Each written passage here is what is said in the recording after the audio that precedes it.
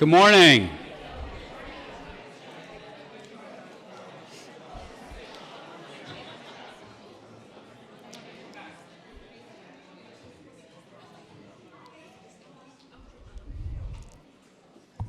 Good morning, everyone. How's everybody today? We got a great day for this. Well, thanks so much for being here. I am Jonathan Bowles. I'm the Executive Director of the Center for an Urban Future. I just want to say it's just so wonderful to see this many people here today, and I know we have a bunch joining online. We had 430 people register for this event. And I know we want to get to it, but I just want to say I think like this kind of interest that we've seen in this event really tells me something, that Brooklyn residents are not only passionate about this borough, because are Brooklynites passionate about this borough? Clearly, but also really determined to create a better and fairer borough, and also hungry for ideas on how to get there. That's really what today's event is about: concrete ideas for making progress towards a stronger and more equitable Brooklyn. Before we move forward, I want to extend a very big thank you to Valley Bank and Link NYC. Yes, please give them a hand. They are our sponsors, and we could not be here today without their generous support. Thank you to Valley and to Link NYC. Thanks also for NYU Tandon for hosting us today in this great space. It's a thrill to be here on their Metro Tech campus. And I also want to acknowledge and thank our partners at Brooklyn Org. Please give it up for Brooklyn Org. Jocelyn and her team have done so much for this borough and so much to help support the hundreds of vital community organizations and leaders across Brooklyn. Brooklyn Org is not only our partner for today's event, they were our partner and co-publishers in the report we produced last year, 50 Ideas for a Stronger and More Equitable Brooklyn. Thanks also to so many of you in the room today, not just for coming today, but for the huge difference that you're making with your work on the ground in communities across Brooklyn. Seriously, thank you. In case you are new to the Center for an Urban Future, I wanted to say very quickly, we are an independent think tank focused on creating a stronger and more inclusive economy in New York and expanding economic opportunity for all New Yorkers. Our research elevates important issues onto the radar of government officials and sparks policy changes and investments that help expand pathways into the middle class and strengthen communities across the 5 boroughs. Just to give you a quick sample, in the last few years, we directly inspired the creation of CUNY Reconnect, a brand new city program that is helping adult New Yorkers who have some college credits but no degree to re-enroll at CUNY and complete their credential. We sparked the creation of NYC Boss Up, an innovative program for supporting aspiring entrepreneurs who live in NYCHA residence. And our work led to a 5-campus expansion of the CUNY 2X Tech initiative, which helps many more CUNY students to obtain high-wage tech careers. So one of the things I've learned in my many years at the Center for an Urban Future is that there are so many inspiring New Yorkers in every borough who are on the front lines of strengthening their communities and helping people get ahead. Too rarely in New York do we turn to these incredible local leaders for ideas on how to strengthen our city and address the challenges we face. Last March, my colleagues and I at CUF tried to do just that. In partnership with Brooklyn Org, we published a report showcasing policy ideas from 50 of these amazing Brooklyn leaders. We didn't put any of the ideas ourselves from the Center for an Urban Future or from Brooklyn Org. They were from 50 Brooklyn leaders, many of whom are in the room today. We asked each of these Brooklynites to share a single policy idea that would help more Brooklyn residents get on the path to the middle class, address the affordability crisis, close racial and ethnic opportunity gaps, improve public health, and bolster neighborhoods across this borough. There are some amazingly creative ideas in the report, which again is titled 50 Ideas for a Stronger and More Equitable Brooklyn. You can check it out, the report, by clicking on the QR code that you'll find on the agenda in front of you. Today's event builds on that report. We did not want to just kind of have those 50 great ideas sit in this document on our website. We want to move them forward. We want to get them in front of people. We want people to kind of discuss and hear and get your ideas on what you think about them. And so our aim today is to move some of those ideas forward, or at least to have them get kind of more of an outing. So last thing I'll say is just, here's what we're going to do today. We're going to have 3-minute idea pitches from 10 people today. 10 different Brooklyn leaders, each pitching a specific idea for creating a stronger and more equitable Brooklyn. We're also going to have 2 panel discussions. I think they're going to be really great.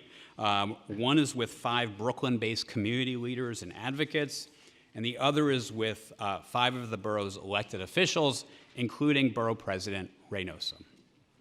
And then I think actually the thing that I may be most looking forward to today, we're going to have a special 45-minute session of what we're calling audience ideas.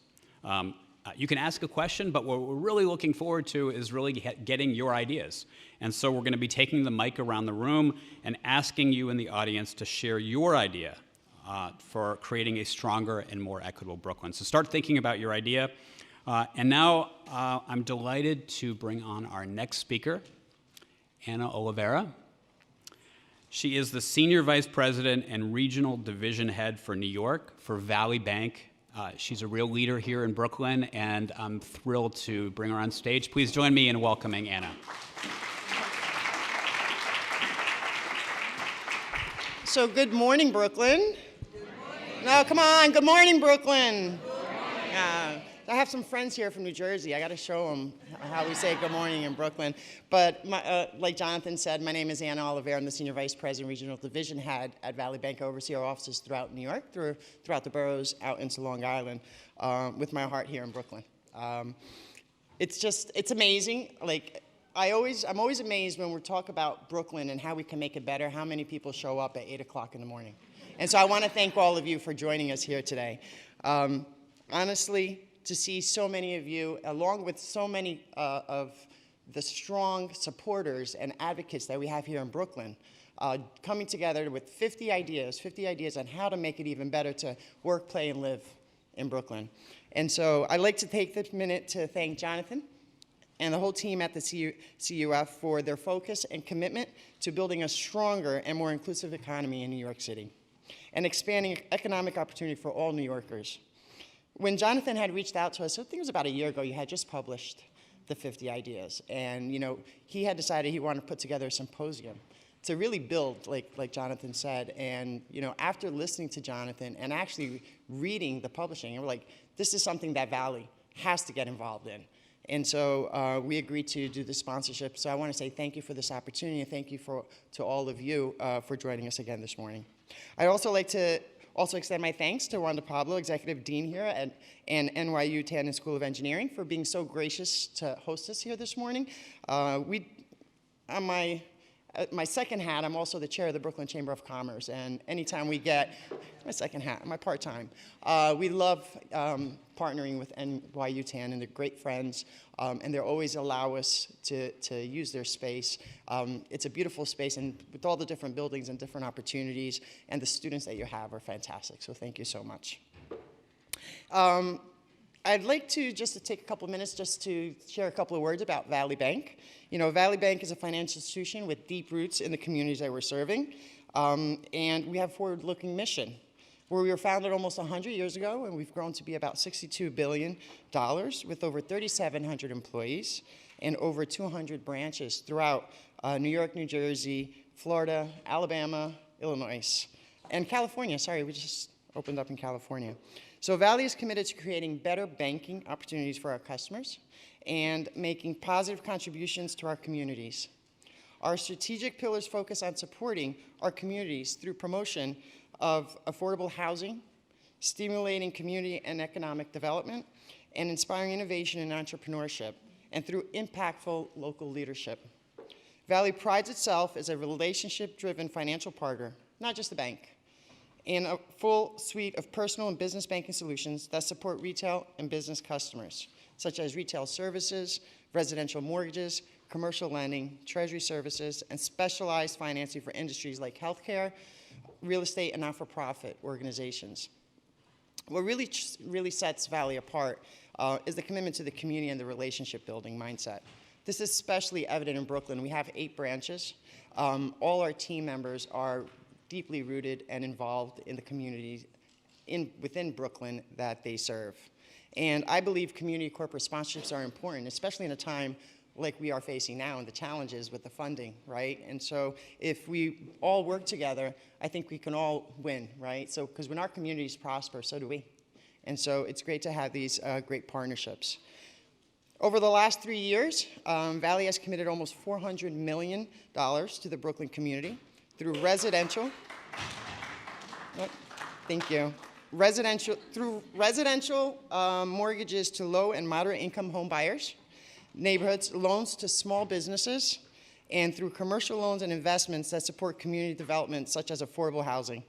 Our associates are constantly out in their communities volunteering, like I said, and we surpassed 400 hours, providing essential first-time home buyer and financial education to youth and adults.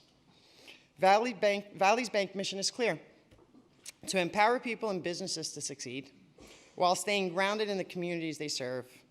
In Brooklyn, that means being more than a bank. It means being a neighbor, being a supporter, and being a trusted partner. So thank you very much again for being here today.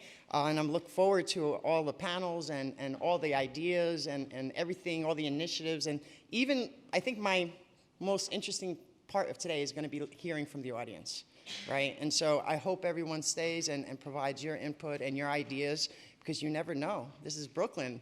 All good things come from Brooklyn, right? So now please join me in welcoming NYU Tandon Executive Dean Wanda Pablo.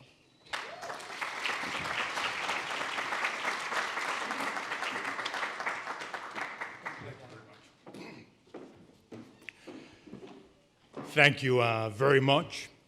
Good morning, everyone, and welcome to NYU Tandon. This is our home. This is our place of work, and we couldn't be happier to share this space with you. Anytime you need it, just we're here for you. It really is an honor to host Jonathan and the Center for the Urban Future, and to partner with them in finding ways to make our borough and our city stronger and, of course, a better place to live. Thank you to the esteemed elected officials that are here with us today, and all other members of this dedicated community who will join us later and throughout the day.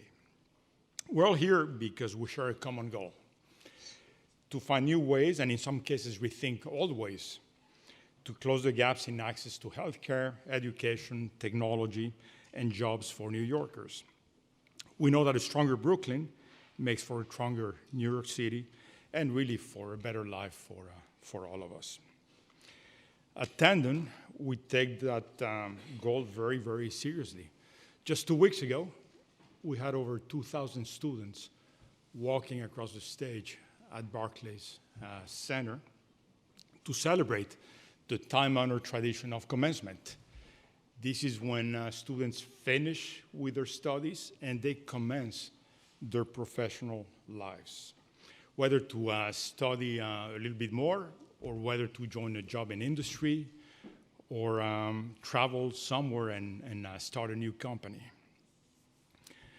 A key point that I want to make, and perhaps the most important thing that I have to tell you this morning, is that many of those students are here from New York. Many are from Brooklyn.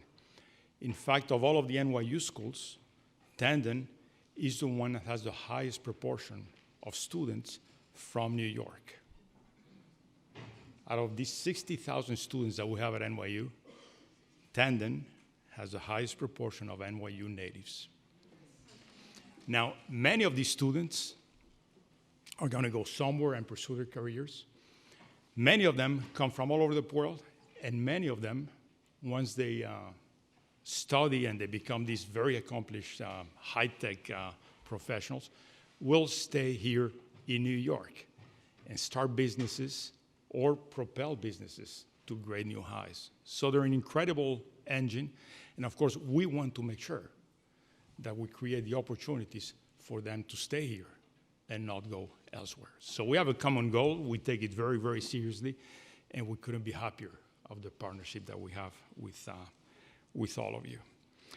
I was also thrilled to learn that New York City is now home to almost 9,000 funded tech startups. That's more than San Francisco, more than Boston, Austin, and Miami combined. Can you imagine that? So we have a little gold mine there that we need to take advantage of, and okay, this partnership is critical to making that happen. Many of those jobs are in the AI sector.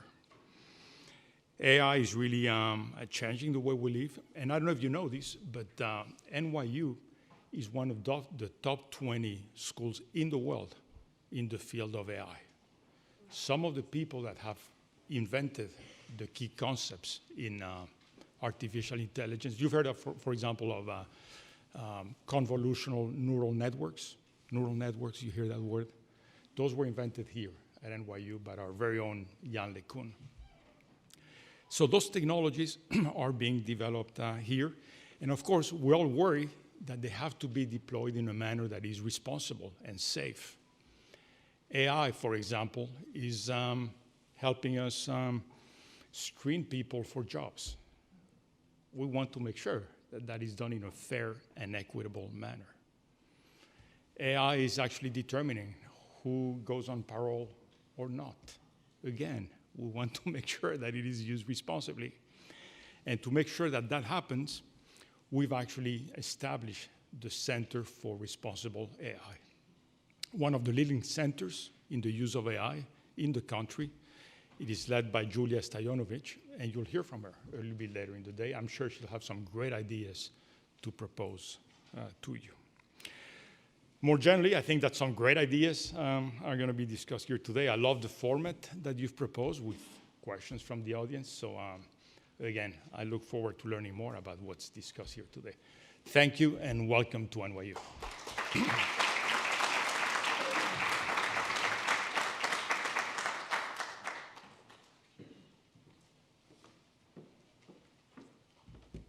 Good morning.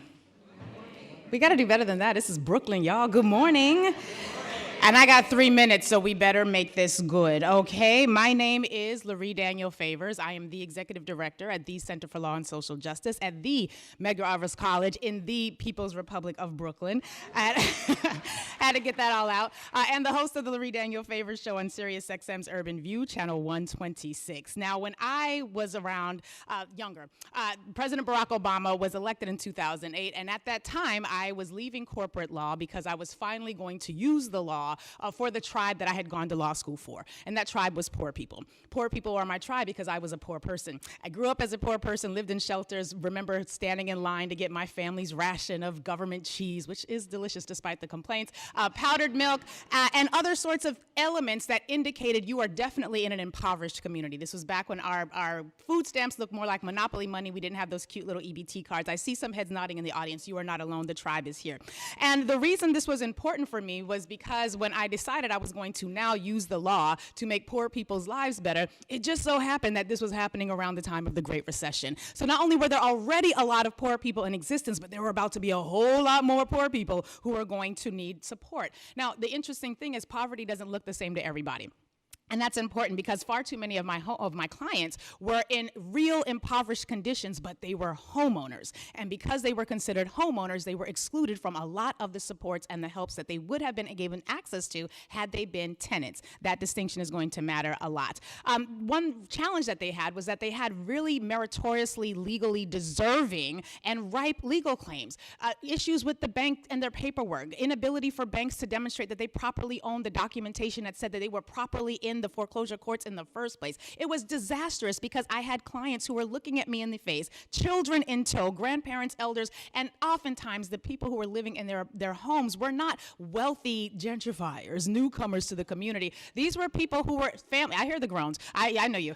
These were people who were literally family members, people who were longtime residents who had everything but access to the resources that they would have needed to be able to take on these properties in ways that we now see really quite common in the borough of Brooklyn. Now, I want you to pause and imagine you have been accused of something. There is some equitable right that you have access to, but you can't get access to it because you do not have the capacity to frame it in language that the courts can understand. This was what my clients were facing. They were very asset rich and very cash poor. But there was a solution, and that solution was brought together by collaboration between the state and the city. There were young lawyers who were being trained in a program that was basically designed to provide free legal services for homeowners facing foreclosure, very similar to the right of counsel that City Council provides for New York tenants who are facing eviction. Same concept, different ownership and relationship to the property. And what we saw in that moment was that when we do what when Thurgood Marshall says we should do what is right and let the law catch up, providing free legal representation for homeowners in foreclosure who would be able to defend their claims if they had an attorney is the right thing to do, and it is what is equitable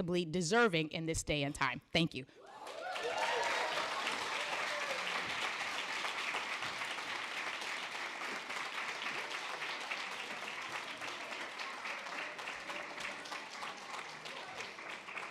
All right. Way to go, Lori. Way to go. That was what the free legal services that Lori provides. I would love it if somebody out there started to give free architectural services for the same issues that you just talked about. I'm an architect, Jonathan Marvel, in New York and San Juan, Puerto Rico, where I was born and grew up. And I believe that the current housing crisis is here because the cost for building new affordable housing ranges around $1,000 a square foot, makes it unaffordable for somebody to build them and deliver them all in an affordable way that can be bought and consumed by the average consumer. So I believe that Brownstone Brooklyn, with the fabric that we have, the DNA of the 20 by 100 foot lot is the solution to provide the same number of housing, 200,000 units, at a third of the cost, and here's how we're going to do it. The 20 by 100 module is repeatable, it's adaptable, it's flexible. It exists as the DNA throughout Brooklyn. You can add a guaranteed 1 to 3 stories on top of that existing structure, same footings, the same foundations, the same utilities, the same staircase.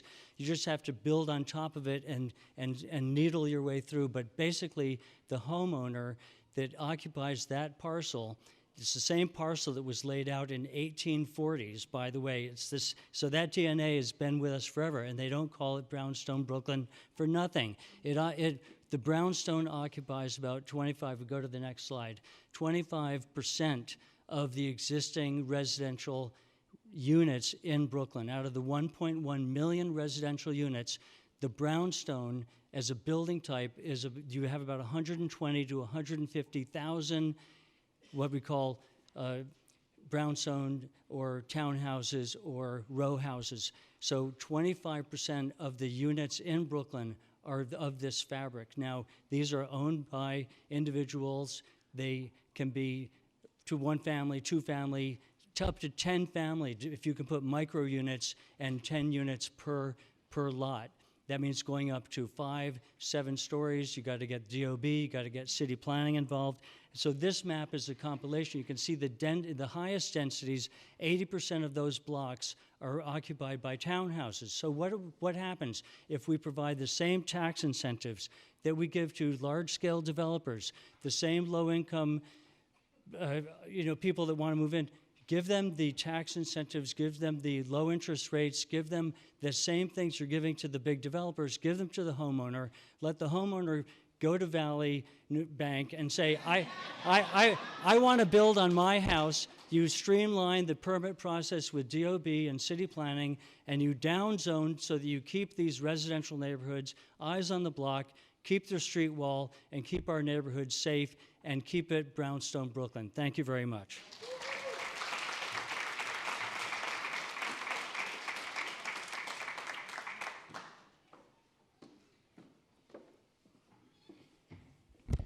Good morning, everyone. My name is Ruben Agbana. I'm the co-founder and executive director of the Marcy Lab School based in Brooklyn, New York. Before that, I was a high school math teacher, a computer science teacher, and dean and instructional coach across New York City. And in my time, I've seen a number of students graduate from high school with a ton of potential and a ton of motivation, only to be derailed a couple years after high school. I've seen a lot of students go off to college and then fail to get their degree. Some students never get the opportunity to go off to college at all. And then many take out loans, not find their pathway to a career, and end up directionless. And so that's what led me to found the Marcy Lab School in 2019. We are a one-year alternative to college based in Sunset Park. We train students for a year in computer science, software engineering, and leadership development, and then we help them launch their careers at tech companies here in Brooklyn.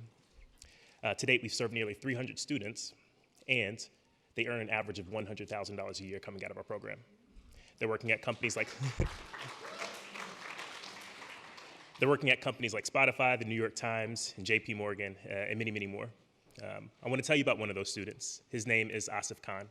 He was actually one of my former students when I was a dean in Coney Island. He was really smart, he was quick-witted, a bit of a class clown, but he was a fan favorite amongst the staff. He was always viewed himself as an entrepreneur, and so after high school, he went off to college to study business administration. After a couple of years, like many young people around the time of 2020, he left college feeling a bit disconnected and disenchanted during the pandemic. We reconnected a couple of years later, and at that time, the Marcy Lab School was in its second cohort. And so Asif decided to take the leap and join us. Computer science didn't come easy to him, but our small group classes, our sense of community, our connection to industry kept him invested, it kept him engaged, and he was able to persist and graduate from the program. He ended up landing a $90,000 job as a software engineer. Yeah, he ended up getting promoted. He's taking care of his family now. He feels a sense of direction and purpose in life. And what's really cool is that a couple of years later, he decided to go back to Brooklyn College and re-enroll. Not because he had to, but because he wanted to. He found a sense of financial footing, a sense of footing in life, and he wanted to go back and finish what he started. And that story inspires me, and it's really motivating, but it's actually not unique. There are thousands of young adults, thousands of learners of all ages across Brooklyn who are working their way through non-college job training programs and workforce development organizations trying to find their pathway. They're just not in college, they're just not taking the traditional path right now. And so I'm coming to you with a very simple proposal. CUNY ASAP combines public funding, wraparound services, small group interventions to support New York's most vulnerable college students to persist and graduate from college. And I'm advocating that we send a similar amount of public funding to the thousands of learners across New York who are learning, but just not in a traditional college sense. I want you to imagine what's possible if all of those learners had access to Metro cards, small group interventions, emergency funding. What if every Brooklynite had that type of lifeline, no matter where they chose to extend their post-secondary education? So I'm calling on the city to pilot this. We have a model that works. We have programs across the city that are making real impact. And if we expand access to the system, what we see is that young people don't just benefit from it, but they go back and reinvest in it. And you can ask students just like Asif. Thank you.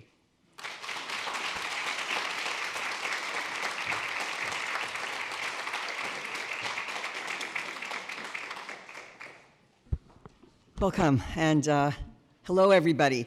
And I guess I'm cleanup for the most extraordinary speakers. So thank you to those who came. I'm Frances Burnett. I'm the very proud president of Pratt Institute. Many of you know Pratt Institute. It's right up the block, less than a mile east of here.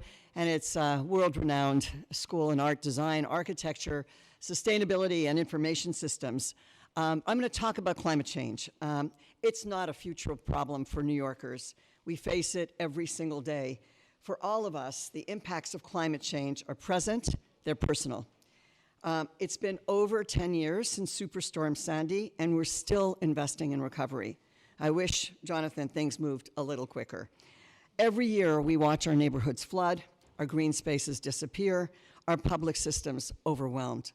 We continue to develop new housing and infrastructure without a full understanding of the consequences in at-risk neighborhoods, from the South Brooklyn waterfront to Coney Island, exposing ourselves and our neighbors to future climate consequences, including failing or non-existent seawalls, to fight rising levels and stormwaters. So we have a research yard, not very far from here also, in the Brooklyn Navy Yard. And we bring community members together to access the knowledge and skills about climate information that comes from the community, that's specific to the community, and comes from all kinds of experts.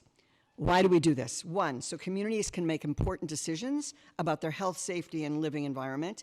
And two, so local communities become informed partners contributing to decisions about what matters for them, for their neighborhood, and hence, of course, the city. So at the research yard, climate literacy is a big deal. What does that mean? It means understanding what the consequences of our actions are. We take action with programs where community members, researchers, policymakers, practitioners all come together under one roof to make, to build, exchange knowledge and skill sets. So, for example, residents of Sheepshead Bay worked hand in hand with Pratt faculty, planners, architects to design and build 35 new elevated homes in the wake of Superstorm Sandy. We've got to build those houses away from that floodplain. So a Pratt faculty member partnered with every homeowner so everyone understood, let's say, the bathtub effect, which means flooding occurs between houses and why we need to raise all homes at least 10 feet to mitigate loss in case of the next catastrophic event. That's climate literacy. So at the research yard, we also have a science technology entry program, and it runs the Passive Home Project, where hundreds of K-12 students explore energy-efficient construction methods that reduce carbon emissions. That's climate literacy. And these students, of course, become our advocates for sustainability and create the next generation of climate solution. You know what I'm going to say? That's climate literacy. So you see it in our material research where a Pratt chemist who was concerned over her child swallowing those toxic little silica packs, they're toxic, by the way, that absorb water from any of your sort of, equipment. She was worried about it. She partnered with a Pratt industrial designer, and together they developed a silica alternative. And it absorbs moisture from packages, and it's called AquaStudy. It still does that. You can still stick in your packages, but she made it out of biodegradable seaweed. And you could put it also on soil. It absorbs water and it releases it during times of drought. So now an idea about toxicity is now evolving into something helping farmers. So that is indeed the legacy of Pratt. For 140 years, we've been makers, thinking about building our environments responsibly. I think we hear it a lot here about accountability. From architecture, product design, from planning to policy, equitable, inclusive, decision-making, and constructing resilience together through climate literacy. So let's invest in climate literacy, and I ask each one of you here and online to join us at the research yard. We have a lot of challenges, and we are not going to do it alone. Thank you.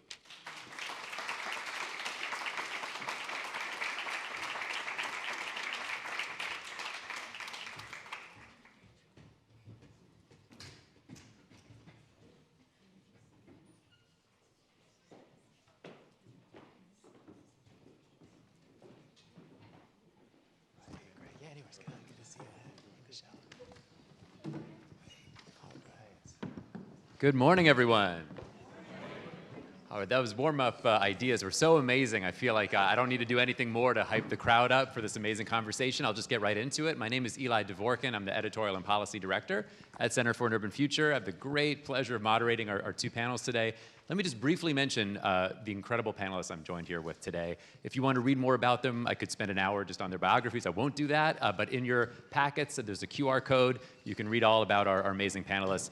But let me just start by mentioning we're here today with Jocelyn Rainey. Jocelyn is the president and CEO of Brooklyn.org, also our co-host, partner today. And I wasn't going to step on an applause for Jocelyn, but I would say hold your applause for a minute. You could absolutely give an ovation to all five of our amazing panelists. We're also joined today by Greg Bishop. Greg is the executive director of the Joe and Clara Tsai Foundation Social Justice Fund. Jimmy Chen, the founder and CEO of Propel. Michelle Delauz, the executive director of Fifth Avenue Committee, and Blundell Pinnock, who is the president and CEO of the Bedford-Stuyvesant Restoration Corporation. Welcome to all of you. Then the applause, absolutely. thank you all so much for being here today. What an amazing group to talk about the present and future of Brooklyn. I'm so honored to be with the five of you. Let's start with a little bit of the big picture, shall we? You know, we're here in Brooklyn. Where are we? What is the state of the borough right now in June of 2025? How is Brooklyn doing? What are the strengths of Brooklyn right now in this moment? What are the biggest challenges that Brooklyn's facing? And I leave it open to any of you to kick us off, but what is the state of the borough right now? I'm looking at Jocelyn. You know, I think that, you know, Brooklyn is an amazing and thriving place. You know, we did the People's Pulse Award, and I want to start with some real positivity, is that when we talked to folks across New York City, but Brooklyn was where the most people responded, was that people love their communities. They love their neighborhoods. They want to stay there. And, you know, that says a lot. What I will say is that there was also, you know, almost 60% of the respondents were struggling with affordability. And that's across all socioeconomic demographics, not just, you know, people who are living below the poverty line, but this is everyone is struggling with affordability, being able to enjoy our great borough. I think that the other piece is that, you know, we are, I know I live in Bedford-Stuyvesant, I work downtown, I travel this community across Brooklyn quite a bit, and I think that we have a real mental health crisis as well. But I feel like what I've seen as running a philanthropy is that everyone is all in, right? Like, we are really in a community in Brooklyn of folks that want to support Brooklyn, and I've been really impressed with how many Brooklynites are like willing to put up their own resources to see people thriving in Brooklyn. And lastly, before I move on, I just want to say that I'm also looking at our panelists, feeling like I've seen tremendous partnership between philanthropies like the Social Justice Fund and us, and nonprofits and foundations and nonprofits together to really come together to think about how we can support our communities more. So, good morning, everyone, and thanks, Jonathan and Eli, for having this conversation. I want to echo, first, we're Brooklyn. So the positives is we're Brooklyn, right? We are the size, if we were independent of New York City, we're the size of the city of Chicago. So that gives you some reference in terms of scale. And so we have all the makings of a major city, right? We have, you know, sort of the residents, commerce, nonprofits, and so they are all working together. I think right after the pandemic, I think the New York Times did an article that Brooklyn fared well with the pandemic because we had a mixture of people working from home, businesses that they supported. So instead of getting a drink after work in the city, they got a drink in their local neighborhood. And so I think that's very positive. It's also very positive that we have a lot of nonprofits working in Brooklyn, tackling some of the challenges that government can't tackle. We also have some very smart people. I think, you know, no one thinks of New York City as a college town, but we are a college town. We're right now at NYU. We have Medgar Evers. We have Brooklyn College, Kingsborough, St. Francis, Pratt. I was getting to Pratt. I see, I was about to get myself in trouble, but you know, we have great parks, right? Prospect Park, Morgan is here. Fort Greene Park, the layout is coming. So I will tell you that we have all the necessary ingredients for great economic development strategies. So what are the challenges, right? We're losing a lot of businesses. The same old things. When I was a commissioner, it's the same issues. The rents are rising. We're losing a lot of black-owned businesses. So the culture of Brooklyn is changing. We're losing the people, right? It's amazing that a one-bedroom apartment right now is about $4,500 to $5,000 a month, and so in certain areas. But the issue I think really And some of the things that we need to figure out is how we can continue focus on creating an environment where entrepreneurs feel welcomed, entrepreneurs want to start a business in this borough. We need to have government as a support. We need to have more private-public partnership to continue that. We need to figure out a way to, we have a number of, and I know we talked a little bit about technology and Marcy Lab School. We're a supporter of Marcy Lab. We're a big supporter of Marcy Lab. But there's a lot of the young man that Ruben talked about. There's a lot of those young people in Brooklyn, and how do we get them the necessary support? So I think there's a lot of opportunity, and certainly I'm looking forward to the conversation in terms of ways we could continue the growth of Brooklyn without leaving individuals out that made this borough such an attractive borough to be in. Awesome, love that, and thank you so much for having me today. I'm a technology entrepreneur who chose to start a company here in Brooklyn. My personal background, just really briefly, grew up in a loving but low-income household, went to college on a financial needs scholarship, and worked at a number of Silicon Valley companies back in the Bay Area to start my career, where I learned a lot about how to build software. I decided to build a company really focused on the needs of low-income communities and chose Brooklyn as a place to do it because of the diversity of where we live. And it's a diversity that's not just any one factor, any one thing. It is across all the different ways that a geography can be a diverse place to be. And for a company like mine that really wants to serve, so we build software for people who get SNAP benefits, more commonly known as food stamps, and that's not a monolith either, right? People have a whole variety of different experiences and needs.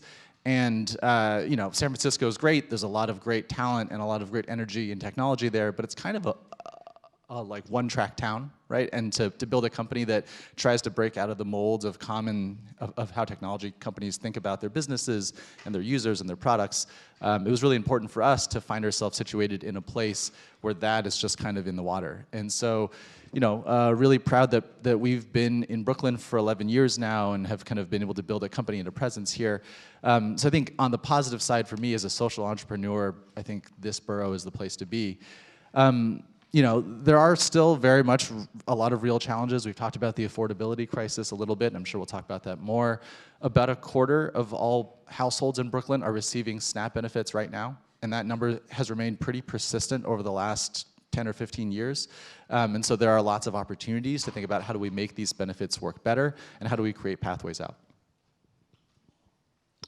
Great. Hi, everybody. Good morning. I'm Michelle Delos. I just want to thank Jonathan and Eli and Cuff for this. Really appreciate it. I'll just say, mimicking or lifting up what was said earlier, Brooklyn obviously has a lot going for it. I mean, I've been in Brooklyn now for 35 years.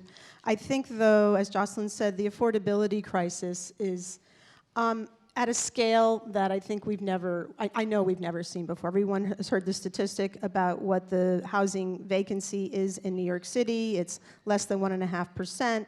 And for housing that is actually affordable below $1,000 a month rent, which, a significant portion of the population, that is what they can afford, it's even less than 1%. And the number of people that are rent burden is very, very significant. So we have a growing problem, and of course the threats from Washington are unprecedented. I mean, if the president's budget is passed by Congress, we're going to see devastating cuts to housing programs. Whether it's Section 8, whether it's putting time limits or work limits on various benefits or public housing. We think the homeless crisis is a problem today. You can't imagine what it would be like with the cuts that Trump is proposing. So, and we have an existential crisis for nonprofits as well. I mean, many of us have 10, 20, 50 or more % of our budgets either come directly or indirectly from the federal government. And obviously, if nonprofits are not here, the people in the communities that we serve are even worse off than they are today.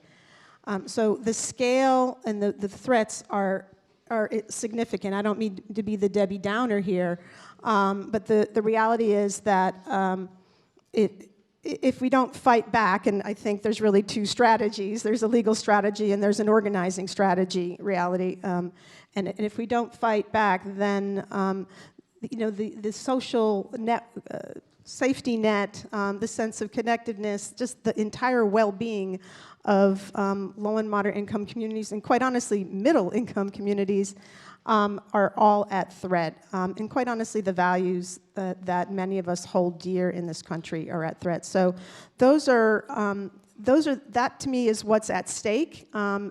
If there's any silver lining in what's going on, I think people are starting to realize what matters most to them, and hopefully are waking up to the extent of the threat and are called then and are motivated to action. I think that is what we need, and we need to think both about serving the people that we are, here to serve, but also what is it that we want to rebuild when we get past this phase in our country, which we desperately need to get past. And I'll just say, because it hasn't just been mentioned yet, we serve a lot of immigrants, including undocumented immigrants, and there's obviously, Brooklyn has rich history serving, being a home to many immigrant communities, and there are people who are, for lack of a better term, scared shitless. And these are folks that we need to embrace and need to ensure that they not only understand their rights, but understand that not everybody thinks and believes the way President Trump does.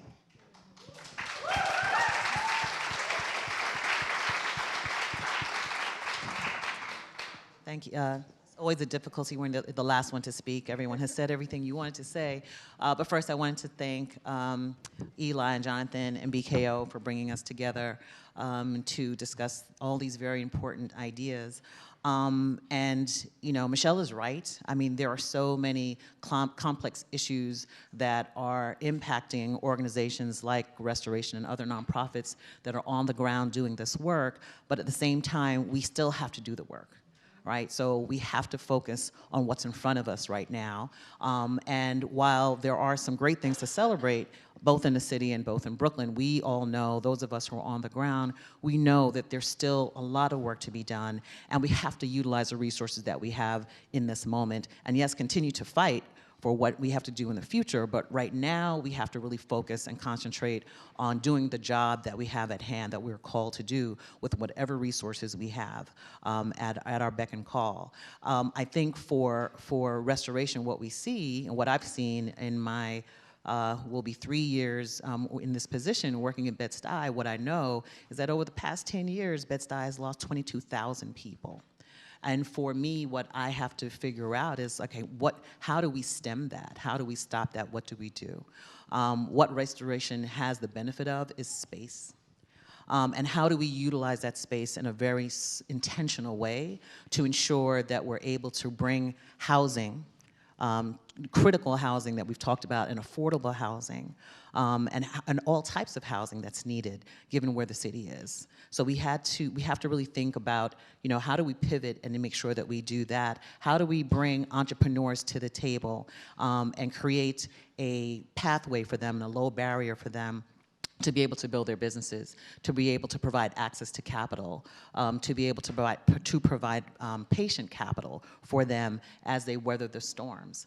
Also thinking about job creation and workforce development. I'm happy to say that we were part of the first cohort of Marcy Lab School, and we look to do more, because what we are looking to do is to bring and think about what are the innovative jobs, what are the clean jobs and green jobs that our community residents need to take advantage of, and can we provide the partnership and collaboration as well as the space necessary for them to come and to learn and to be able to train up and hopefully lift that their economic mobility from just surviving to thriving. So these are the things that we are intentionally thinking about. We're thinking about our collaborations and continued collaborations with Marcy Lab and other operators of tech and other spaces that would be welcome in a space that we have at Restoration. So these are the things that we're all thinking about, but it is critical And we have to think about these things today because we don't know what tomorrow is going to bring for us. But we do know that we have these major issues that are impacting our community today, and providing the social safety nets is still at our core. And we have to continue to do that. Thanks, Blondell. Well, thanks to all of you. I mean, I'd love to drill down into some of the specific ideas that you all have for addressing some of these challenges. And I won't make everybody speak and then come back to you again at the end, but I'll get you in there sooner. But I want to start a little bit with, I mean, everybody here has mentioned affordability in one way or another. And the stats in Brooklyn are really dire. I mean, half of all families are rent burdened in Brooklyn. About 20% of Brooklynites are living below the poverty line today, about a quarter of children in Brooklyn. When you look at where we have been creating housing, Brooklyn has been contributing significantly to housing production, but we're still, thousands and thousands of units short of where we need to be. The median asking rent for a 3-bedroom apartment in Brooklyn is now $4,000 a month, borough-wide, And in some neighborhoods, we're talking about triple that, like right around the corner from here. So, with all these kind of pieces, and when we look at where we have been creating housing, only about 7% of all the new housing created in Brooklyn over the past decade have been workforce housing, housing sort of aimed at middle-income folks. So when we see the kind of the big picture of where we're falling short in terms of creating housing, where Brooklynites are struggling to afford the housing that's been created, what are your ideas for the next mayor, for elected officials in Brooklyn? There's a lot of consensus that affordability is issue number one, but between the 5 of you, I'd love to put some ideas out there. Where do you start? What are 1 or 2 or 3 things that the city can do now going forward that we haven't done yet that can help make some progress on this affordability challenge in Brooklyn? Michelle, I see you nodding, so I'm going to go to you first, but I'd love to hear everybody's thoughts. So I think for me, I have ideas for the city and the state. So we have major transportation projects and or plans either that are in the works or some stage. So one, we all know the Brooklyn-Queens Expressway, right? Yeah, okay. You've sat in the traffic, yes. Okay, and we all know that the cantilever portion, which, in Brooklyn Heights, which the city, that's the city portion, is being discussed about, how to remake it. What happens there, and what the decision is there around the cantilever, because it's the center of the BQE, is going to impact what happens to the north and what happens to the south. Imagine, now that piece of infrastructure is perhaps the most significant example of environmental racism that exists in New York City, right? Robert Moses outdid himself when he built it. And so imagine a city, imagine a Brooklyn, Queens, without the BQE. Imagine literally acres and acres of land that is returned back to the community for other uses. It's an incredible thing, right? We lack imagination. We lack imagination because right now, that's not what's being discussed. And obviously, it would be a significant undertaking, but highways do get taken down. Okay, it's happening in Syracuse, it happened in Boston with the big dig. They get taken down and they are returned to the community for other needs. The state is in an environmental phase planning process for the Interborough Expressway, a 14-mile rail between Brooklyn and Queens, connecting Bay Ridge and Sunset Park to Woodside and Jackson Heights. We have Canarsie, we have Flatlands, we have community upon community along the way. Many of them, by the way, communities of color, homeowner communities of color, that depending on how that project rolls out, could actually face increased displacement pressures. But we want public transit, it's a wonderful thing, but you have to have equity and opportunity at the center of the thinking around that, right? Should we be land banking? Before like the land rush happens and people start to buy up the land and drive up the prices, we should be land banking now for affordable housing, for open space, for businesses that we want to support. We need to be thinking that way. Then we have the commitment to electrify the bus fleet across the state. So in Sunset Park, we have the Jackie Gleason Bus Depot. So right now, you can't build anything on top of these bus depots because there's gas, right? But if it's an electric fleet, it opens up a whole new possibility of coexistence of the uses, right? So land, all these bus depots that are in predominantly communities of color across the city become a resource to help solve our affordable housing crisis. We need to open up our imagination and really have equity at the center as we think about these really significant transportation investment projects and leverage them to help address our affordability crisis. Thanks, Michelle. I love some of those big, bold ideas. We'd love to hear a lot more of those today. Jocelyn, I want to bring you in on this affordability question. You're welcome to tell us your thoughts about housing, but I'd like to ask you about the other side of the affordability equation as well, which is income. You know, we are in a borough with growing wealth inequality, where many New Yorkers, those New Yorkers who are rent burdened right now, are struggling to find a job that can help them afford to pay that rent. We've got 1 million residents of Brooklyn alone who are working age adults without a college degree. You know, and those folks are finding it harder and harder to find a living that can, you know, pay a family sustaining wage. So I want to ask you a little bit about if policymakers want to help address this affordability crisis from the income generating side, and you have maybe folks who know you best for your work now leading philanthropy in Brooklyn may not know you are a workforce development wonk from way back. You know, help us understand where should government be focusing? If the effort is let's address the affordability crisis through building wages and wealth, what are a couple of ideas to help us get there? What are we not doing now, or what's working that we should be doing more of? So the first thing I've been thinking a lot about is that government needs to get out of direct service, right? That is not their role. There are so many nonprofits and workforce development programs that are doing this work so much better with far more retention, and that I feel like the policy, there's a lot of work for government folks, and it doesn't have to be that work. And I think funding that work in a real way is really important. Having done this work at the Brooklyn Navy Yard and understanding the time and attention that it takes in order to get someone into the right job and be able to support them so that they get to a place where it is that is sustainable, it requires the kind of attention that you only get from nonprofits that are on the ground, that are part of the community. I think that supporting and expanding and thinking about scale of workforce development programs like the Marcy School Lab is really important. So that's the first thing. I think that getting to a point of this upfront payment, the partial upfront payment that the administration did was amazing. And I was so happy about that, because I feel like you need to trust our nonprofits to do that work. But I want us to get to a place of 100% upfront payments to nonprofits so that they can do their work and we can trust them to do their work. And I also believe that, again, the work that is being done by nonprofits is important, and you're not going to get that from government. That's not the work that they do.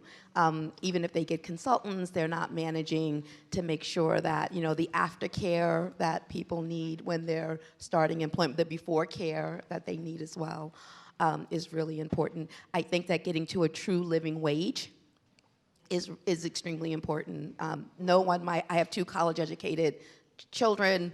One is making about $80,000 a year, and there is no place where he can live that's affordable with a college degree. So I think also thinking about this affordability and subsidies for folks that are, you think that there's someone in the middle class is really important as well. Is that, there's so much that is not being discussed. When we look at the People's Pulse survey, what we heard is that everyone is hurting, everyone is struggling with affordability, everyone is struggling with their rent.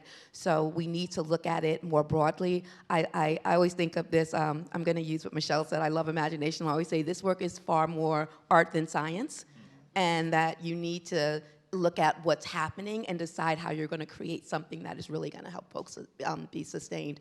So I think that a true living wage, I think that investing in nonprofits in a real way is hugely important. Getting government somehow out of direct service and investing more in the nonprofits that are actually doing the work in order to get people into housing, in order to help them to get living wage jobs is hugely important as well. Thanks, Jocelyn. Blondell, I said I would come back to you. I wouldn't make you wait. I'm going to come back to you now. I mean, building on some of the points that Jocelyn just made, and one of those is when you kind of think about where the warning lights are flashing in Brooklyn right now, where we see the risk, and you mentioned this as well earlier. Not only are there a growing number of folks that may not be below the poverty line, but are struggling to get by, and you see a lot of that struggle in Bed-Stuy, but when we look at the data, it's really alarming. You know, we've lost 10% of the black population of Brooklyn, over the past decade. When you look at black families in Brooklyn with kids under 5, it's closer to 18% since 2019, and folks aren't just leaving. In fact, it's not folks that are necessarily in poverty that are leaving, but a little bit above, not receiving those supports, but cannot figure out how to make it work here. So I want to ask you a little bit, because I think what you're doing at Restoration is addressing both these sides. But what I'd like to ask you about is, what do you need help to do? What can government do to support your work, whether that's the city or the state? And I'm thinking about not only the work that you're doing to build housing at Restoration now and to create jobs in the community, but to build wealth. And you have a background before this work of supporting under-resourced entrepreneurs, helping get access to capital. But we also know that there's some big market challenges and even failures there. What can government do? And I think there's consensus. Folks want to help close the wealth gap in Brooklyn. They want to do more to create a more equitable economy. But what are one or two specific ideas to get there?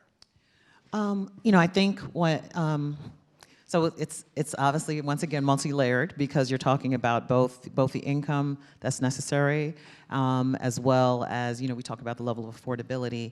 And yes, the simple solution for everything is invest more in the type of work that we're doing. So invest for building housing, invest more in workforce development, workforce housing, invest more in affordable housing, give incentives to developers so that they're able to make these things happen, so that it is less effort in doing this, and let the marketplace take care of it, right?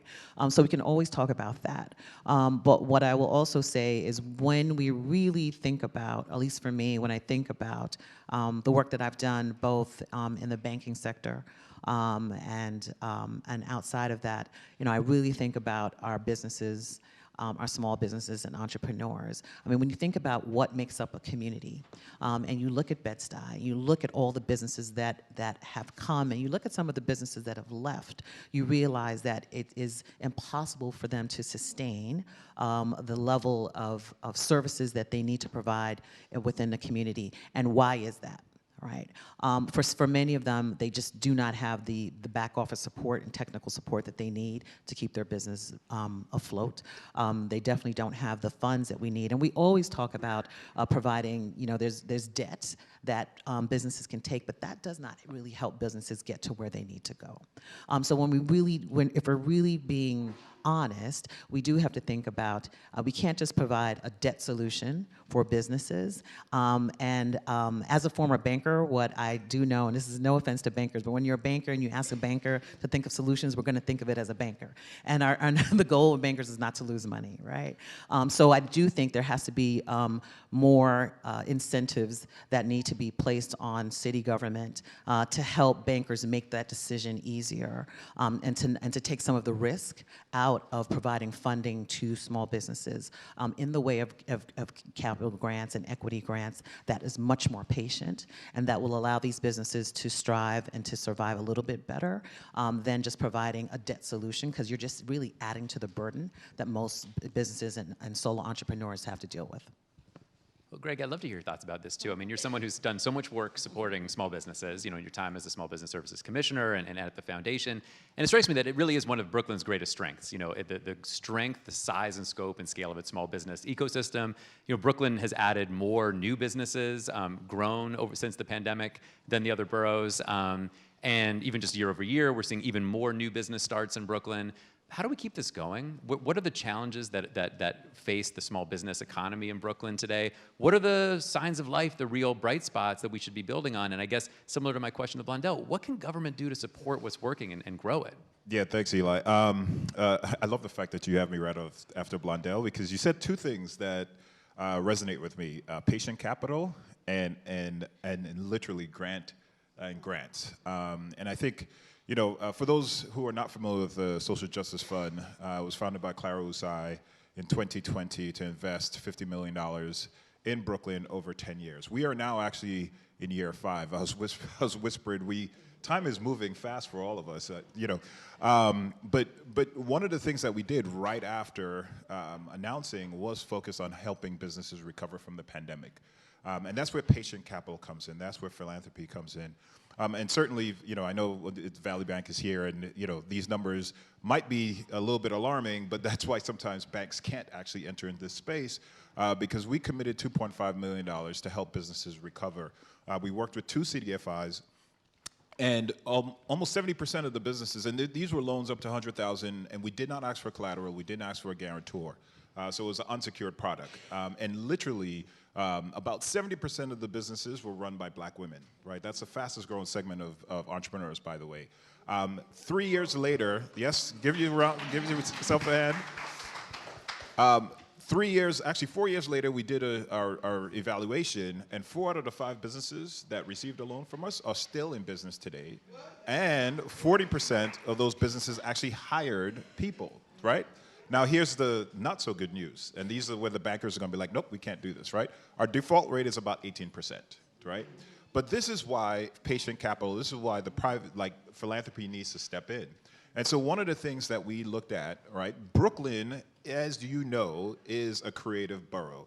You can go anywhere, to any park, any food hall, whatever it is, you are seeing creatives at work. And right before the pandemic, that was the fastest growing segment. It's easy for someone to enter into that segment because it's usually 1 or 2 employees, et cetera. But after the pandemic, we noticed the trend, which is that segment is the slowest to recover.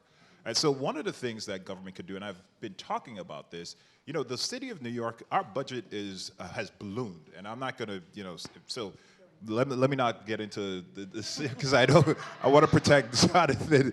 But when candidates come, I need you guys to ask questions in terms of how are they going to pay for certain things, right? And don't assume because they ran the state they know what they're doing, and that's all I'm going to say about that. But what I will say is that, yes, you can tell I'm not happy with the with the folks. I am happy with one candidate, but black women tend to know what they're doing. But we always set them up for failure by having them come in 3 months before the race. But I digress. The challenge is that we have a $110 billion budget. SBS, Small Business Services, and I know this, budget is $100 million. Right? Why are we putting so much money in other places, like policing, when you could take $10 million and set aside a fund to encourage entrepreneurship in a particular sector, like the creative economy? And so if government can take a step, and maybe it's not SBS because you have to deal with the lawyers, and if you've listened to me over the years, you know I have a particular disdain for city lawyers, no offense, but they usually say no, and I'm trying to be creative. And so what I'm trying to do is maybe let's go through EDC, create a fund for creatives, and you invest, and it's a small amount, $5,000, $10,000 for great ideas, and it is a grant. It is not a loan. It is not something, or maybe it's something where they repay after 5 years or something like that. But that sends a message that the city is open for business. That sends a message that we care about this particular sector. That sector is easy to get into.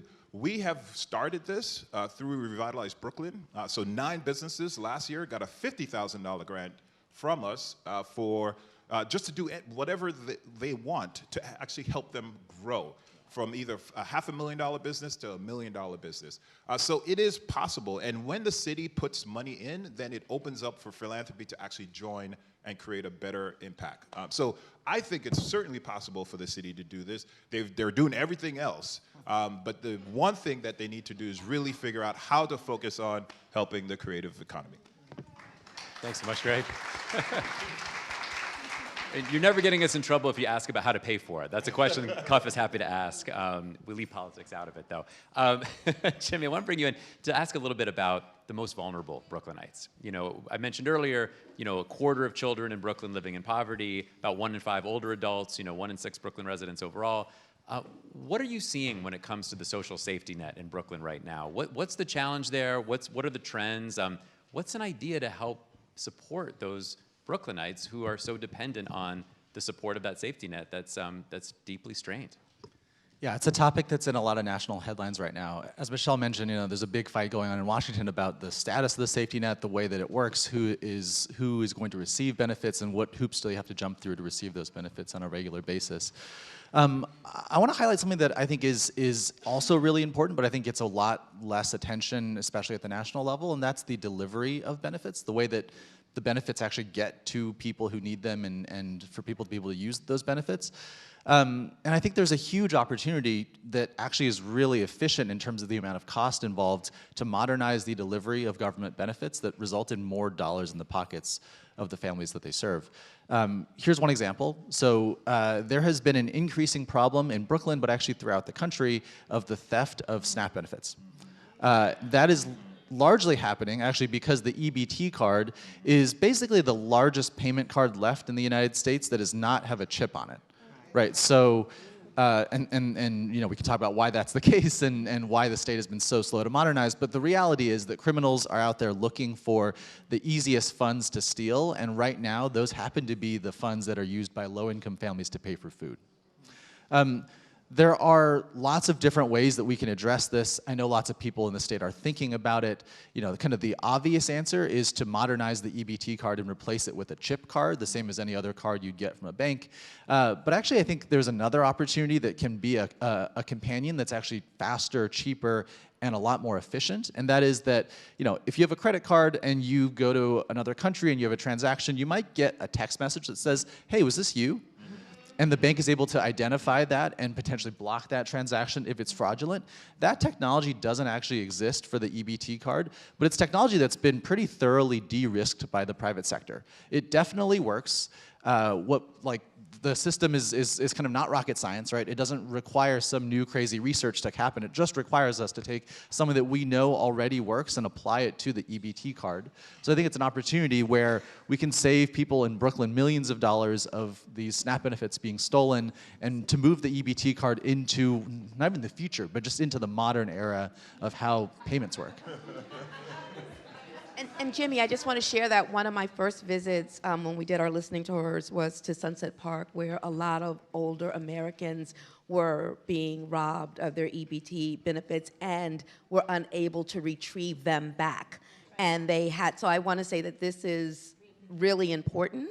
It's not just, it's not easy for them to get their funding back. They don't speak the language. They have to get support from nonprofits again.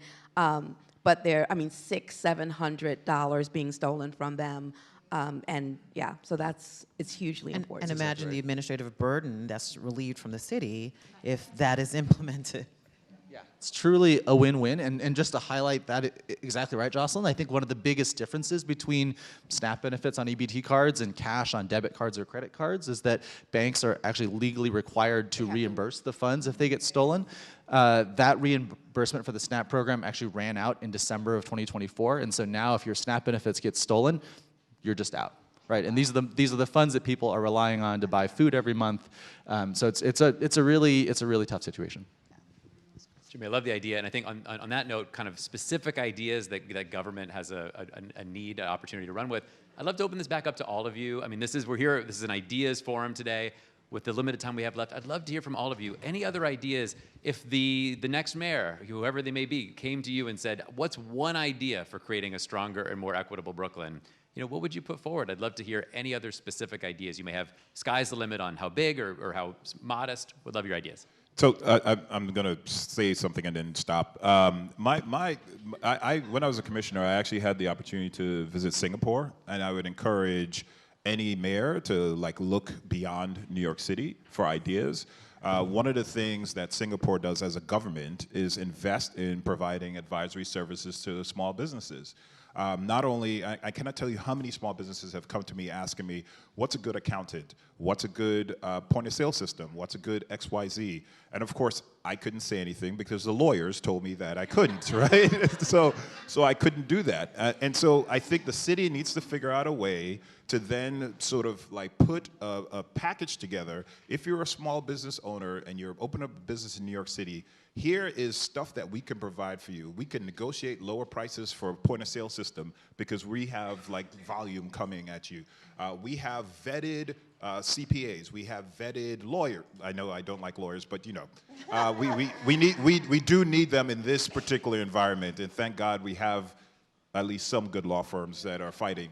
And so literally, you know, having the city put together a package of advisory services, which would require at least increasing either EDC's budget or SBS's budget to actually provide that support. I think that, and we have heard this from small business owners, that having someone to go to is so important to help them recognize and realize what they need to do to actually grow their business. So that's actually something that's, I think, whoever becomes mayor should actually invest in as well. I think that true subsidized housing for returning citizens, particularly young men, it is the biggest factor in recidivism. When we think about what safety looks like, that's what it looks like. It looks like young men returning home, having some place that they can call home, not being moved from a shelter in Staten Island to a shelter in the Bronx to a shelter in Manhattan, if they even want to stay in those shelters, which makes it difficult for them to get into the labor market. So I think that true subsidized housing for young men in particular, but all returning citizens, would help across the board with all of the issue areas that New Yorkers are grappling with in regards to safety and housing, employment. Closing the wealth gap would be huge, and I think that would just be looking at some of the policies that already exist and thinking about how do we include that population. Just a couple thoughts, and some of them actually, you know, Jonathan mentioned earlier. So, you know, affordability is a big issue. We know the need is huge. But the cost of building and preserving housing and affordable housing is growing significantly. It's not just the construction costs. Quite honestly, it's insurance, which is really, really a problem. And all of this is driving up the cost of housing, either for renters or for homeowners. And we need to do a lot more to control the costs in some way. Whether that's, you know, more innovation in the modular idea, whether that's, you know, self-insuring.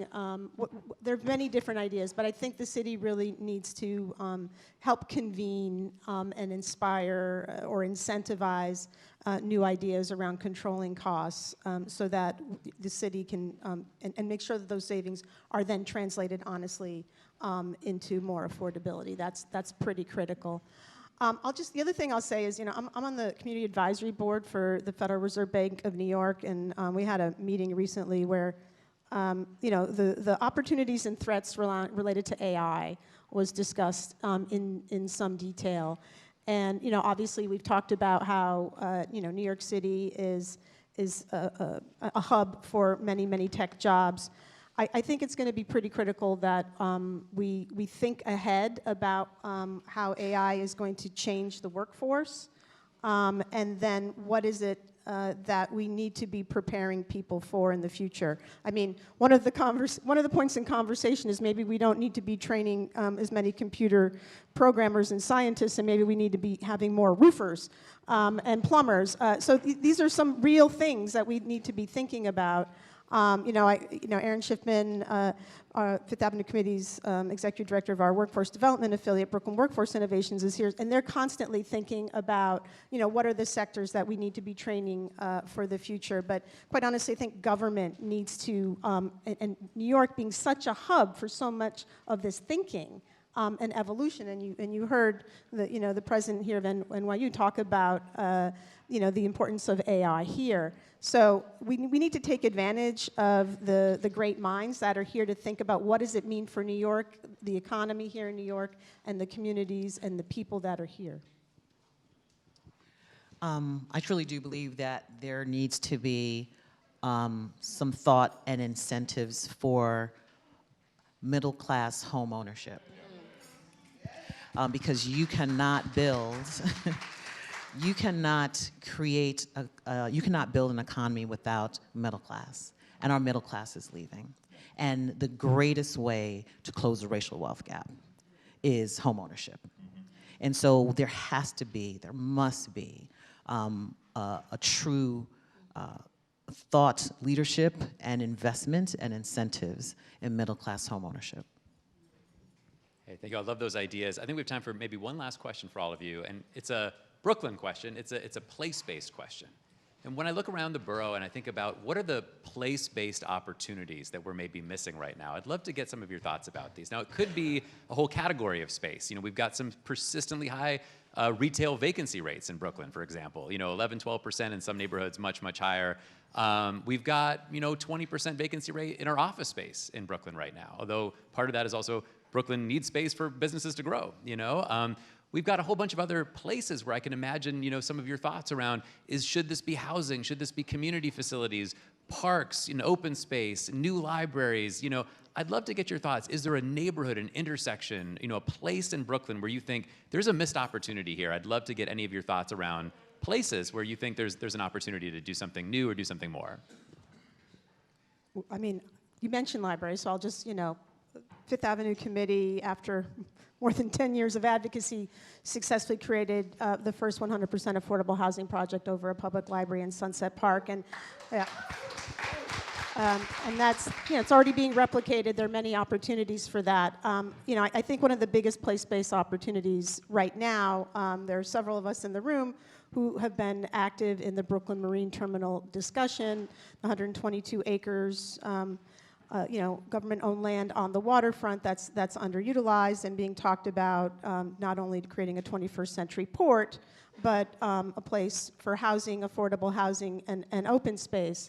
And that could potentially grow to 136 acres if the UPS site is included. So, there's definitely underutilized land that should be, we should be putting to good use and addressing our needs here in Brooklyn. As you were talking about what neighborhood, I was like, should I say it? Because then all the developers would be like, but I agree. I think definitely Sunset Park is an area that has a lot of opportunity. I also want to shift over to Canarsie and Brownsville. I think there's. For those who've been in the space for a while, we've always, we look at Brownsville in terms of what can we do here. I think, part of it is encourage more entrepreneurship. I think there's an opportunity to, sort of like a hub zone, sort of focus on, the idea of okay, we're going to have a fund, like I talked about, but, if you're creative in Canarsie, if you're creative in Brownsville, if you're creative in East New York, these are the grants that you can get, right? And no offense to Brooklyn Heights or Park Slope or even downtown Brooklyn, more than likely you have the income to run your own business. So let's do a targeted approach to encourage that. And so I would focus more, because I believe that if you can give someone the opportunity to learn how to fish, they'll figure, the rent situation will fix itself. But certainly if folks don't have the opportunity to either earn in a sector that's fast growing like tech or healthcare, or actually run their own business, then yes, everything is exacerbated. So certainly I would look at Canarsie and also Brownsville.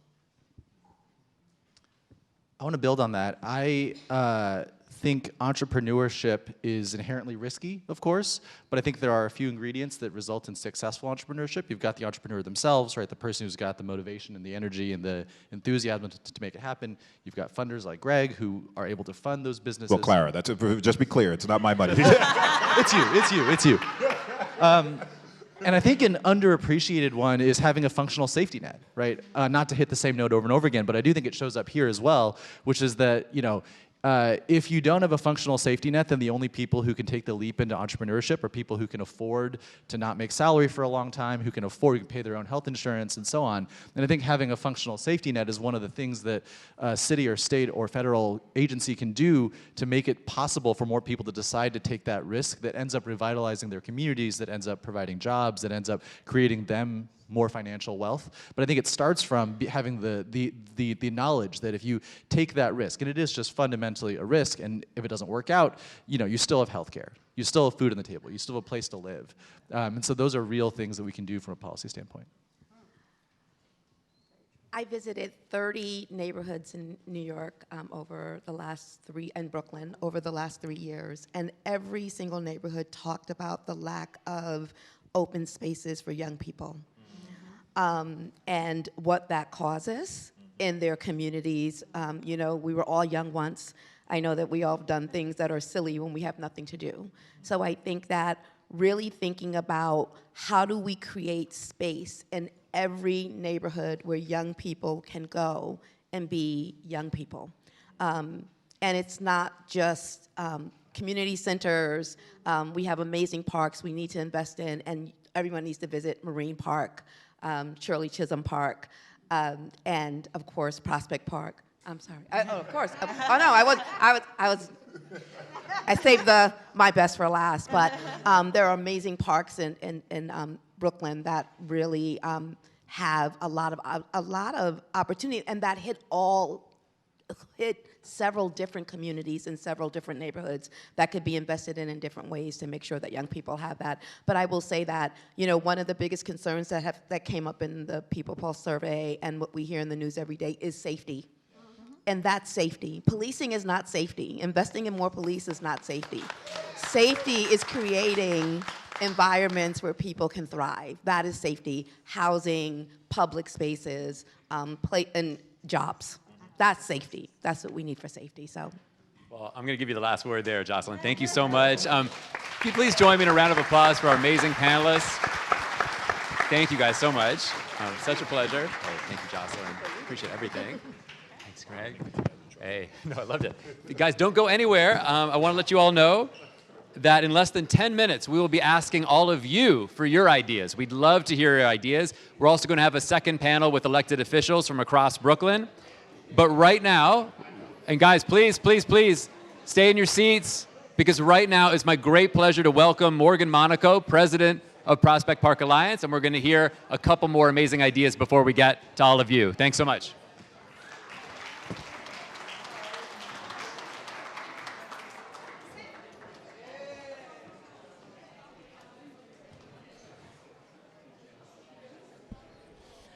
All right, good morning. This is such an inspirational morning. I am so honored to be in fellowship with these incredible panelists and other speakers and everyone in the audience. So thank you so much for being here. I am Morgan Monaco. I am the president of the Prospect Park Alliance, the People's Park, and Brooklyn's Backyard. I want to begin with a simple truth that you all know. Health should not depend on your zip code, yet in Brooklyn it often does. In neighborhoods like South Crown Heights and Prospect Lefferts Gardens and Flatbush, hypertension affects over a third of residents. And yet just across the park in Park Slope, that number is cut in half. These neighborhoods share one vital resource, Prospect Park, a space that over 10 million people visit every year to relax, play, and breathe just a little bit easier. What if we could take it a step further? What if Brooklyn's Backyard could become the front line for health equity? As someone who spent my entire career in public service, from City Hall to the director of the Red Hook Initiative, now as president of Prospect Park Alliance, I've seen personally the deep connection and how access to green space improves health outcomes. Prospect Park already brings peace and joy to millions. Sitting in a park bench, taking in nature, does wonders not just for the soul, but can actually reduce blood pressure. But imagine if it also brought mammograms, SNAP enrollment, or mental health counselors just a few steps from where your kids are playing. That's the vision I bring. Not just maintaining a park, but activating it as a democratic space where dignity, care, and community health intersect. My idea is this: let's harness Prospect Park as a hub for mobile health clinics and public benefit pop-ups. Imagine walking through the park and being able to get a flu shot or sign up for health insurance, all in one afternoon. Since the pandemic, many people have dropped out of care, and let's be the bridge that connects them to care back into the community. We've already begun laying the groundwork for this vision. I've been fortunate to work with the Department of Health and New York Presbyterian to bring mobile health services to the park. Initiatives such as Open Care Connections have connected visitors with community health workers stationed in the park, providing on-site support. Additionally, the Alliance offers wellness walks, yoga sessions, nutrition resources, reinforcing the park's innate role in promoting health. But we can take it further. The next administration can direct health and hospitals to anchor mobile health clinics right in the park. And with help from our nonprofit partners, many of you are in the room today, can offer access to vital social services right where people already are. Because access isn't just about affordability, it's about proximity, it's about dignity, and it's about meeting people in places they already feel safe and welcome. Prospect Park is already a sanctuary. Let's make it a solution. Thank you.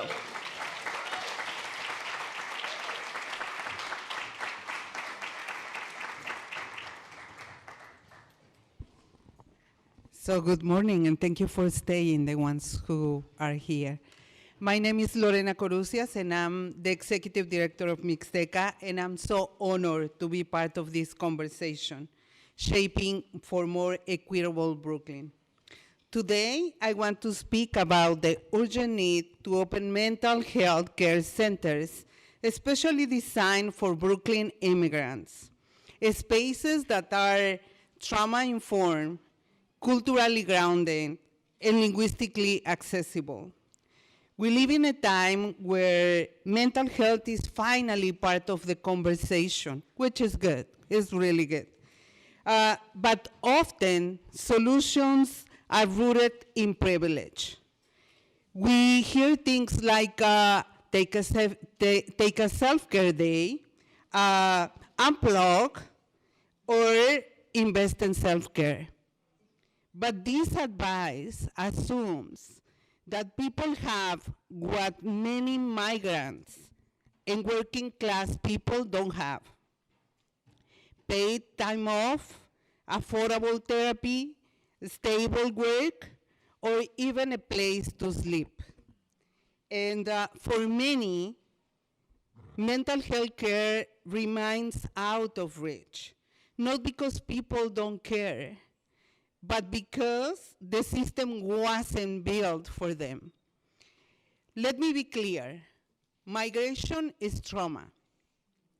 Whether fleeing violence, poverty, or disaster, the journey here often leaves deep emotional scars.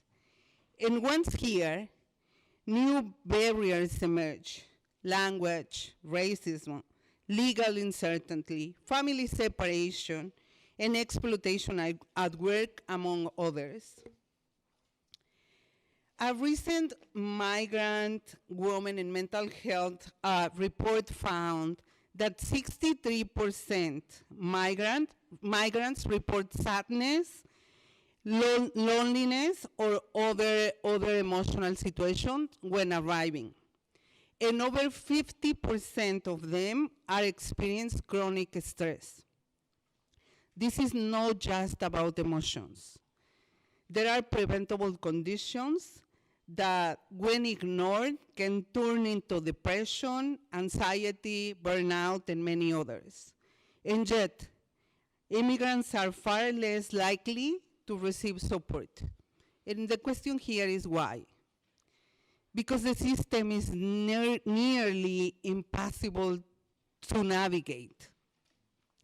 Clinics have waiting lists and stretch for many months. Most don't offer services for indigenous people or on different languages, or the waiting list is even longer when you don't speak English. Or they require insurance, ID cards, proof of residency, barriers that many immigrants can meet. In fact, over 35% foreign-born New Yorkers are uninsured. This is not only for immigrants. Many people are uninsured. This is why mental health care must be treated with preventive approach, not as a crisis response. It is why I propose we open community-based mental health centers, centers that are free, working care in indigenous and other languages, group healing and community support rooted in cultural practices, flexible hours for working families, and staff training, immigration, trauma, and systemic inequity. Because while personal healing is important, we cannot continue to put the responsibility on individuals to fix themselves when the real problem is structural. Mental health is not just a medical issue, it is a human right issue. As the World Health Organization says, there is no health without mental health. And there is no justice when only the privileged get to heal. Not to hell, to heal. So let's stop asking why people aren't getting help and start building systems that actually help.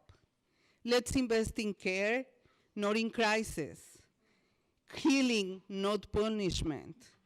And dignity, not invisibility. Brooklyn can lead the way. Thank you.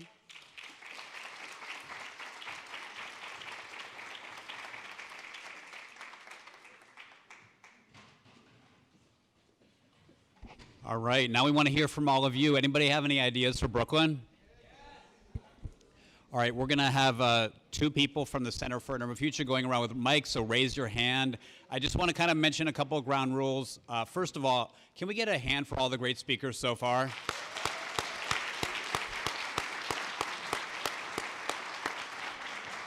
All right, the ground rules are, we would just ask you to first say who you are, if you're okay with that, if you want to say your affiliation, and keep your idea, try to make it as specific as possible. We want ideas for what the city or state government can do to create a stronger and more equitable Brooklyn.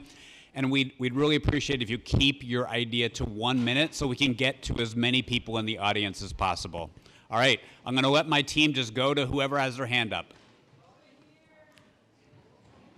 Let's go, guys.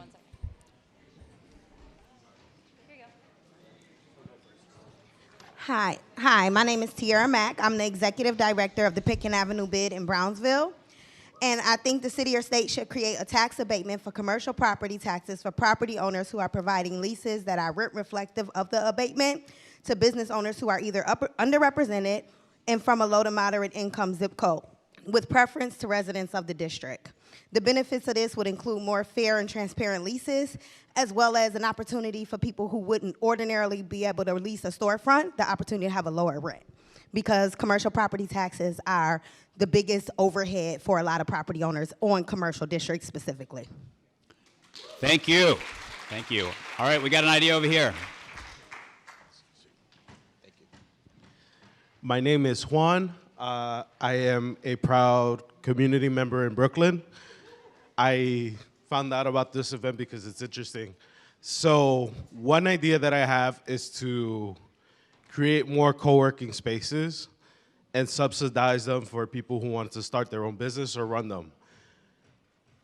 Time in, time out, I go to different coffee shops and I see them full of people. What can we do with these coffee shops to bolster their own business, but also help people in the community that just want a space to work? We can fund our libraries, but our libraries are not the best place to take a phone call or to do a Zoom call, for example, or a meeting. So I think, in a way, we're creating an economy within Brooklyn, helping coffee shops, for example, lease their spaces, help with that crisis of open office spaces that are sitting unused, and helping people, even if it's at a low cost, create a low cost a barrier for them so that they can start their business and run them. Thanks, Juan. Another idea over here. Hey, folks. My name is Manny Patoli. I'm an industry assistant professor here at NYU Tandon. and my research focuses on community-centered economic development, and where I've been working in Baton Rouge, Louisiana, on innovations around CLTs. My idea here for Brooklyn, after talking with other representatives, is a blockchain-backed affordable housing that focuses on not just housing, but commercial, environmental services, and recreational areas.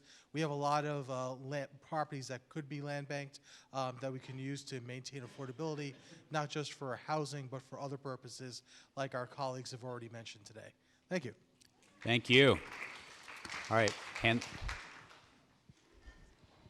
Hi, I'm Sabrina Hargrave. I work at Brooklyn Org, and I'm sorry, I do have idea. I am an immigrant that grew up in South Brooklyn. South Brooklyn is often not spoken about in these conversations. There are many wonderful immigrant businesses, restaurants that should be on top food lists, not just in Williamsburg or Carroll Gardens.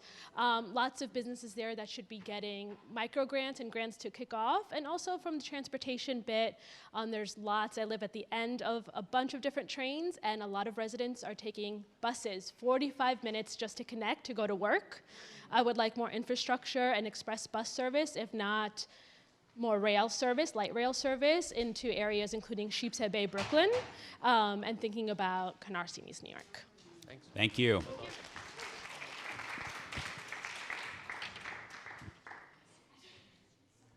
Hi, everyone. My name is Khalif Nunaloo Rivera. I work at the ICA Group.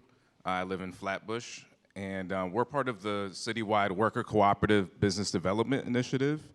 And I serve as the Outreach Engagement Manager, and I think a great idea for developing a more equitable Brooklyn is the promotion and expansion of worker-owned businesses throughout the city. Right now, part of this initiative, we're a group of partners that provides education, workshops, and awareness, and one-on-one technical assistance for business owners or groups that are looking to form worker-owned cooperatives. These are businesses that are owned and run by the people that work there. They are entitled to the profits that they generate, and they have a say in how their business is run. So I think this is a great way to really localize businesses here in New York, prevent people from leaving the city, and providing living wage jobs for many people. Also on the state level, we're advocating for a statewide center for employee ownership to help promote and expand and add additional funding and resources for worker-owned businesses. Thank you. Thank you.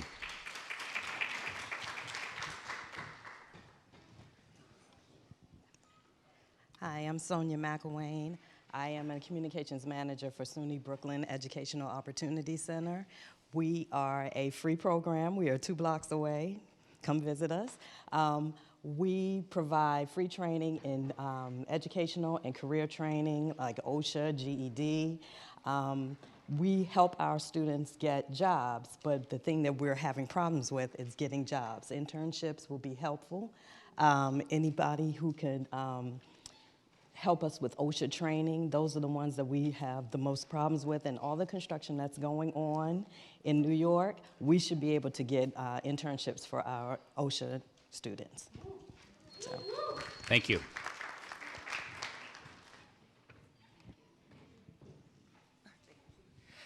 Thank you so much. My name is Shauna Sabio. I am co-founding director of Grow House Design and Development Group and a proud recipient of a Brooklyn Org grant. My idea is, I grew up in Brooklyn in Bed-Stuy, and I always noticed these zombie homes. These homes that have been sitting vacant for many, many years, concrete facing on it. And so I was really excited to hear Jonathan Marvel talk about the ability of building upward. And my idea is to place those homes in community land trusts that are stewarded by the communities and using tax incentives to build up and create 100% affordable housing that is co-owned and co-stewarded by the community. Thank you.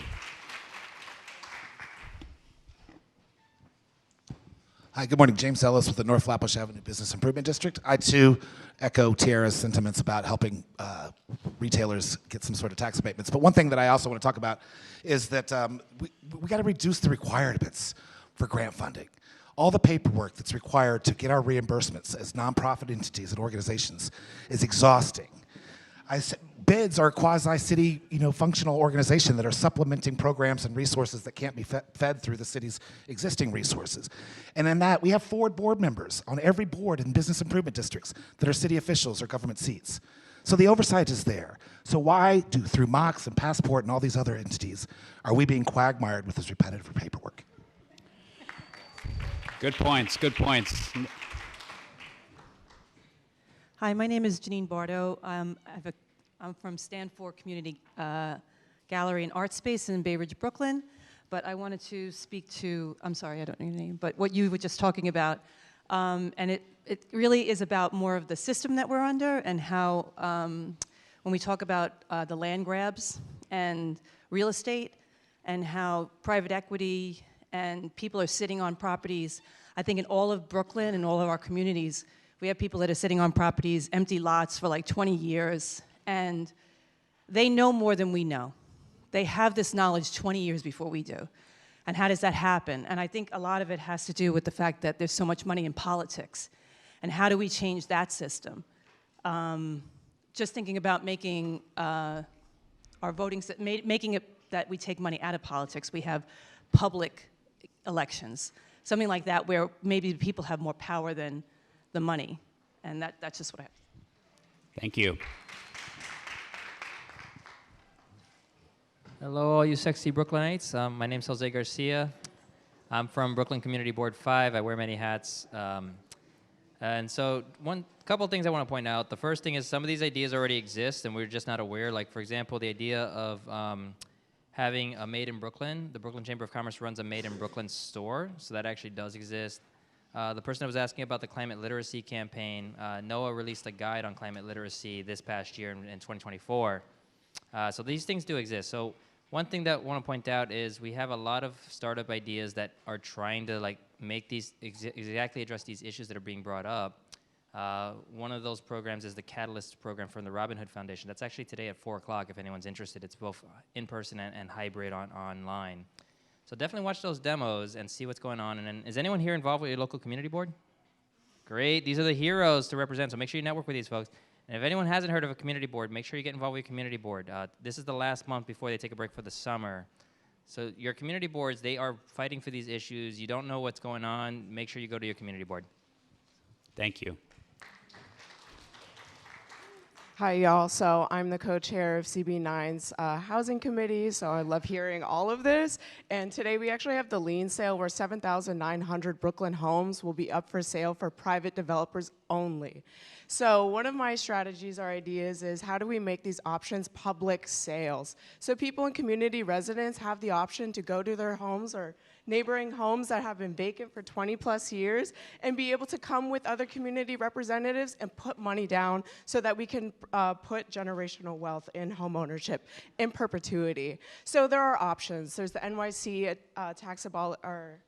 Abolish the Lien Sale Coalition. They partner with other organizations that are looking to put pressure on public officials to make it, to move away from private into public options in these sales. So definitely stay involved. There are options out there, and thank you so much. What was your name? Thank you. Hi, good morning. I'm Rebecca from Brooklyn Book Bodega, here with Seema from Brooklyn Book Bodega. And all right, I love this question about a stronger and more equitable Brooklyn. We know that a real key for kids is literacy. And when kids are motivated to read and they have books that they want to read and books that they choose to read and easy access to books, they're going to read. And when they read, they unlock doors of possibility for themselves. So our idea is to get books into the spaces and places where kids and families are. So we're really thinking about our big book parties as like a third space beyond libraries, beyond bookstores, where kids and families can gather, develop a joy and love for reading, and then unlock doors of possibility. Thank you.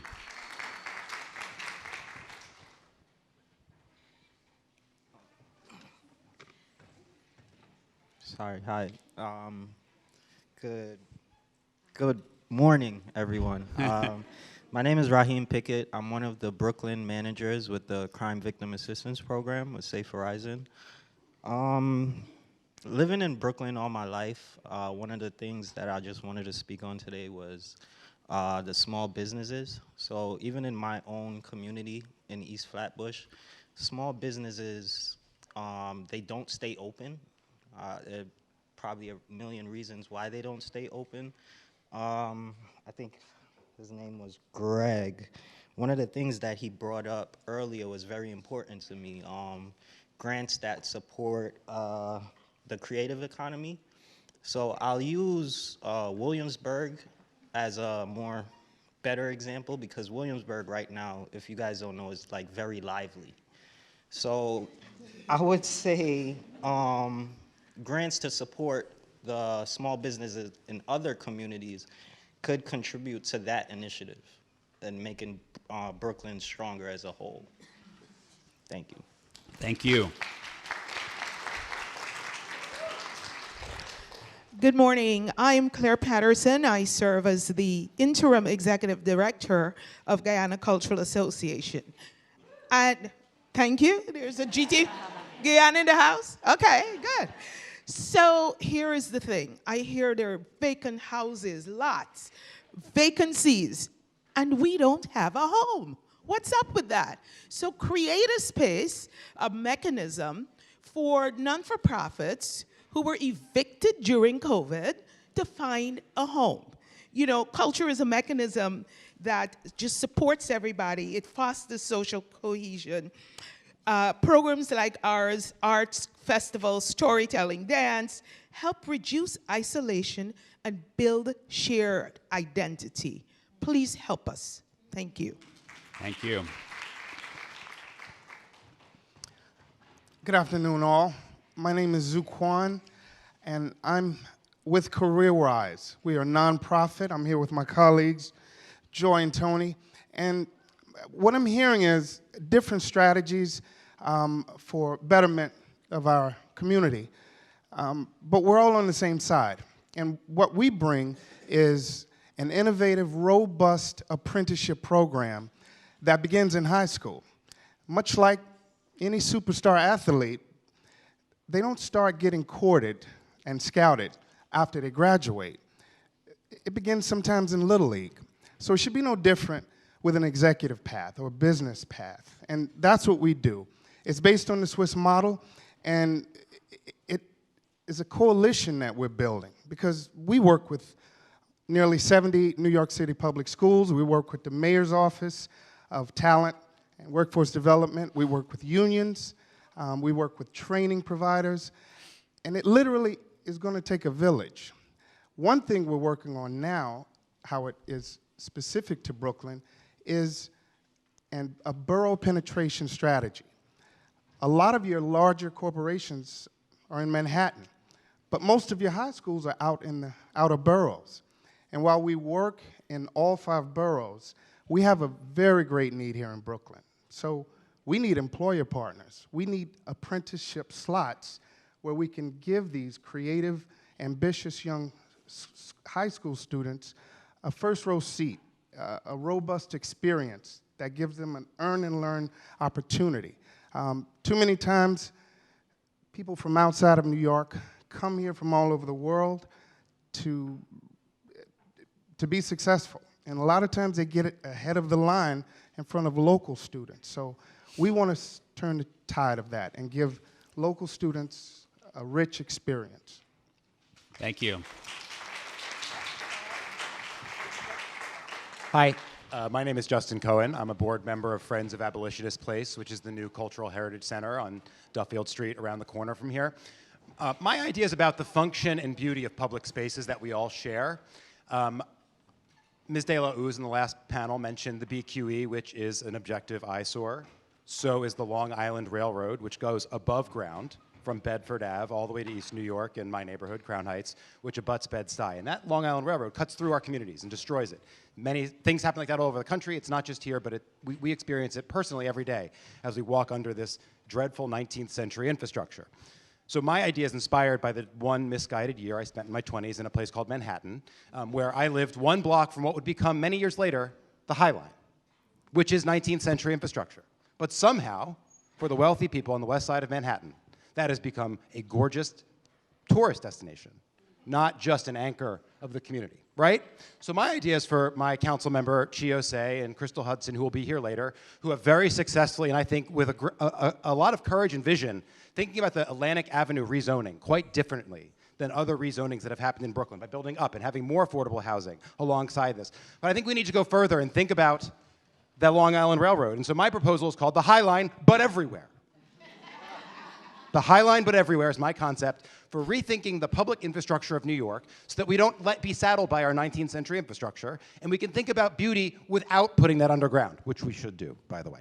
So anyway, the High Line, but everywhere is a way to rethink these zonings, and I want to encourage council members Osei and Hudson and Community Board 8 to think about the rezoning of Atlantic Avenue expansively and make sure that it isn't just about affordable housing, but about beauty, and about sending a signal to people who live in that housing that we care about everyone, and that the public spaces we share should not just be functional, but beautiful. Thanks. Thank you. Hey, by the way, before we get to the next idea, can I get a hand for our two CUF staffers that are bringing the mic around, Rachel and John? And a big thanks to everybody on the CUF team for making the day possible. Thank you, all my staff. Okay. I'll echo those sentiments. Thank you. Exhilarating conversations on stage. So thank you, everyone, for the authenticity and the vulnerability and the ideas. I am Jennifer Gomez. I'm a native of Southside Williamsburg. We do exist still. And I'm a founder of a fintech company called One Kin. We've been operating and supporting small businesses, creating solutions to help them drive their revenue growth for the past 7 years. Thousands of small businesses across the country, hundreds here in New York City. What we're building is, and sorry, when I'm not doing that, I'm partnering with programs like Verizon Small Business Digital Ready program, various bids across New York City and Economic Development Corp to coach small businesses on how to accelerate their digital transformation and reach more customers. So this summer, through my fintech startup, we've been talking to thousands of small businesses across the country, beyond marketing support, beyond operational support. They all need there's a common thread, which is access to working capital. And so what we're building is an alternative funding pathway that leverages private and public partnerships. It's called the Founders Pool.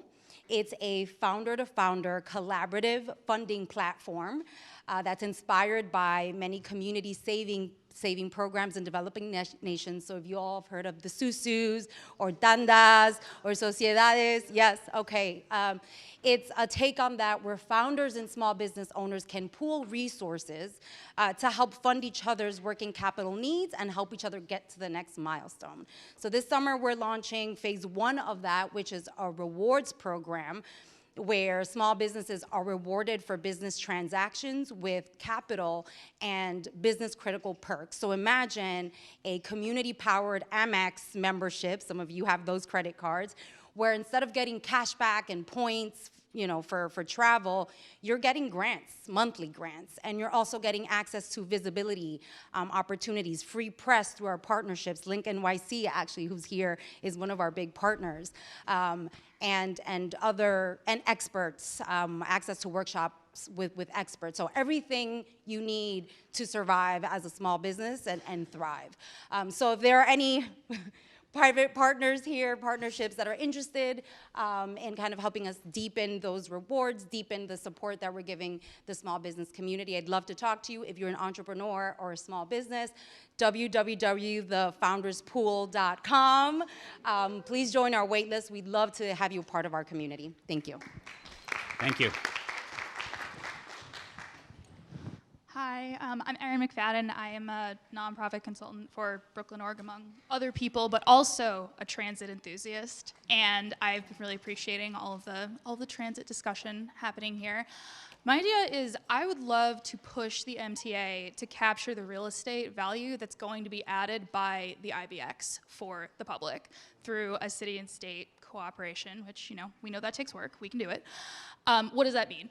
We know how long the 2nd Avenue subway took, but we also know that it has driven up the value of property in Yorkville and the Upper East Side waterfront, not that it needed it, incredibly. And that value went to private developers, even though it came from public investment, and that does not have to be the case. We can change this with the IBX. Infrastructure has a long lead time, and that's an opportunity for us to do this differently, tying much needed interborough connectivity with long-term public wealth. This can mean land banking, this can mean requiring commitments from private developers along the route, and other policies that people who are more in real estate than I am can suggest. Would love to hear it. And it's an incredible opportunity, incredible proactive opportunity to bake equity into the built environment. We can totally do this. Let's make it happen. Thank you. Good one. Hi, my name is Joe. For the past 10 years, we've helped 10,000 schools and their students create startups that have put back $500 million in their local community. And the way we've done that is by knowledge of a simple fact. Giving students STEAM skills gives them the most amount of social and economic mobility that one could give. The issue is that these students are typically located in private schools. We have focused exclusively on public schools in public areas, and what we're noticing is continuous defunding of public spaces, libraries, etc., where these kids could actually get these vital skills to better their future. So we'd love to ask for more funding for these amazing spaces for these public school students who don't have access to private education to get the skills and be able to give back to their community through employment and funding. Thank you. Thank you.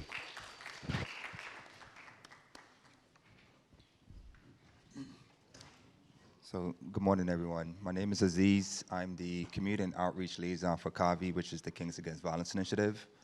I'm also the program coordinator for a program at BMCC called the Urban Male Leadership Academy, which is focused on supporting young men of color transition through college. So the idea that I'm actually proposing is actually not an idea of my own, but an idea that has been suggested to me by a number of my students. And so while there's a number of great organizations in this space at this moment, and we traditionally find that there's a number of the same organizations in the same space, what we typically see is our students don't get the same access to all of these different organizations, all of these different great folks who are doing the work.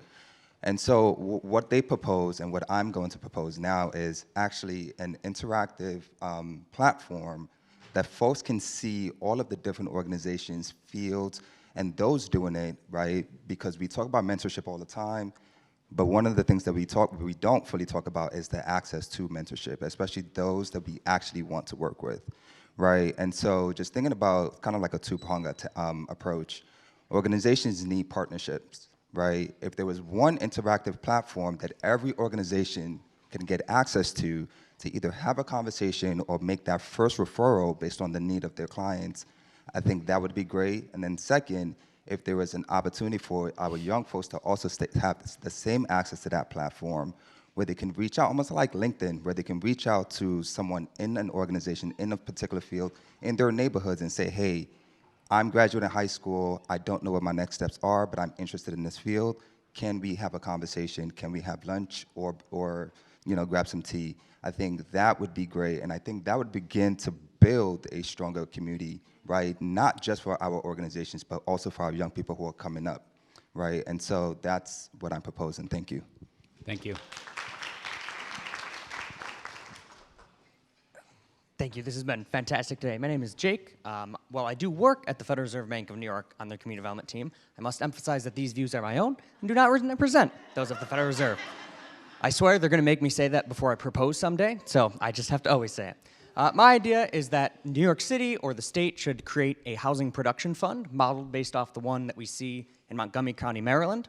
This would be a revolving construction loan fund, which would provide affordable construction loans to private developers. In return, the city or the state would get a controlling stake in those properties. This would allow them to set aside a set of the units to be permanently affordable. So this is a win for the private developer because they get affordable construction financing they otherwise would not get, so they can build these properties. This is a win for the city or the state because it gets a supply of units during this critical housing shortage, both market rate and, again, affordable. And then it's a win for the residents who would get to live in these units, both market rate and affordable. And so that would be my proposal at the city or state level. And there are examples we can look at to do this. Again, Montgomery County is doing it and other places around the country. Thank you all, and thank you, CUF, for putting this event on. Thank you. Thank you. I'm gonna read an idea that was submitted online by someone watching the live stream from Eileen Condon. The idea is the city should continue to fund initiatives that offer immigrant New Yorkers free legal aid. Universities should step up to offer scholarships for immigrants to attend law school to study and practice affirmative and defensive immigration law. All right, next idea. Great segue. My name is Sydney. I'm with the Office of Asylum Seeker Operations. So also thinking about how do we make Brooklyn more equitable for some of our recently arrived immigrant neighbors. So first, I think creating a fund for individuals who come here with high levels of skills, master's degrees, and then have to spend the next few years, going and getting their GED and doing, food delivery because they can't get their degrees verified. For lack of $200 or $300. So having a fund that recently arrived immigrants can apply to get their degrees verified and get on a track for living wage jobs as soon as they get here. The second is making sure that there's funding for workforce development organizations that already have incredible workforce training programs that they're implementing, but could use, like an ESOL component to it. So if somebody wants to get their CDL, they shouldn't have to go to ESOL classes for 6 months before they do that. They should be able to take both things, and we can help, start filling in employment gaps that already exist in the city with people who are willing and able to work.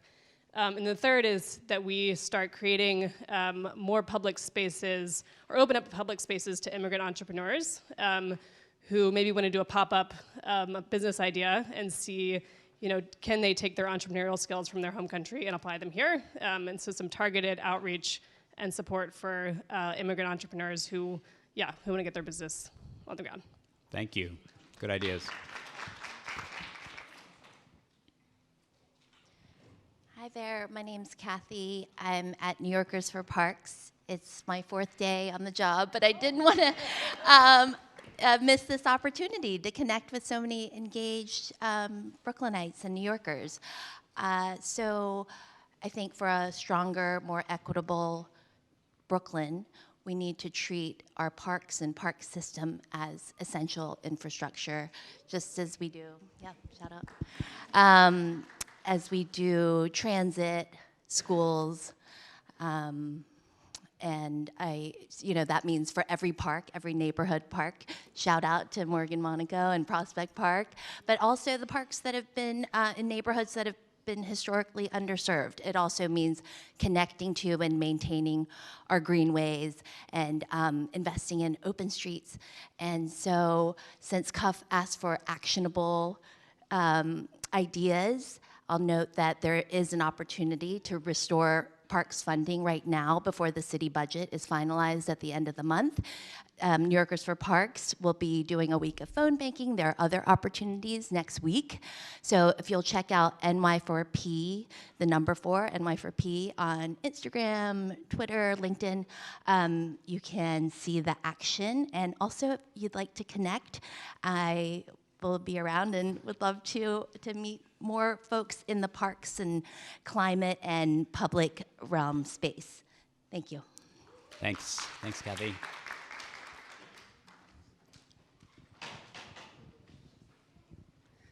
Hi, I'm Beth Allen. I'm the executive director of an organization called the Downtown Brooklyn Arts Alliance. We're a network of 60 arts organizations in the greater downtown Brooklyn area. We were founded amid the gentrification and here to try and help the arts survive through that gentrification. All of our members are nonprofit arts organizations, and this is a really crucial distinction. And my idea is when we talk about the cultural economy, to also include nonprofit arts organizations. The arts should not just be reserved for those who want commercial careers, who are making work that sells, but instead as part of the essential infrastructure of our communities that reaches communities who can't afford to go to a Broadway show, who may do work that is more culturally specific or reaches a particular audience that's underserved in the commercial realm. We need to support this. There's a lot of ideas out there for being able to talk about the nonprofit arts sector in the same breath with the commercial arts sector. We need more programs that bring these two sectors together. We find that the nonprofit arts organizations often feel extremely left out or alienated when all the talk is about small business and commercial ventures. So, yeah. Thank you.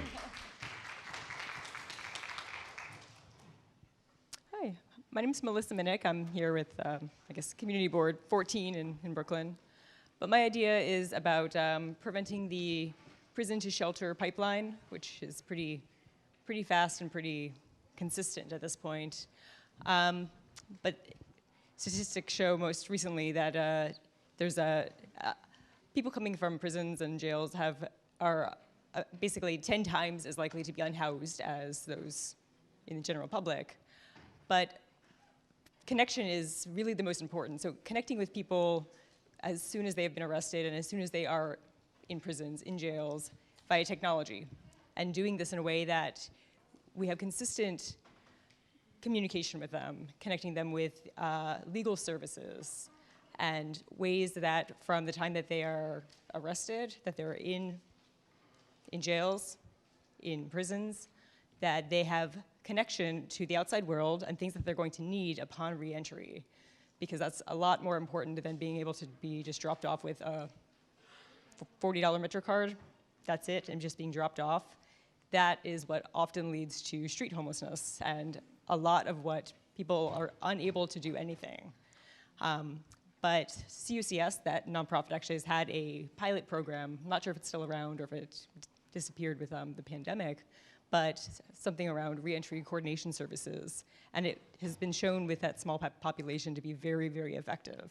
And I think that particularly as Rikers is supposedly shutting down and we're gonna be seeing a lot more borough-based jails and we'll have a lot more people in our own borough in Brooklyn, that's gonna be that much more important for us to be really, really focusing on the people who need our supports the most and connecting them with the services that they need the most.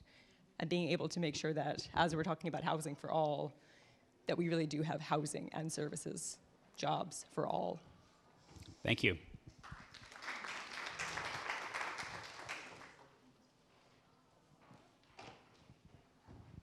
Hey everyone, my name is Danny, and my idea for a stronger and more equitable Brooklyn is more play streets, block parties, and events on our streets and public spaces.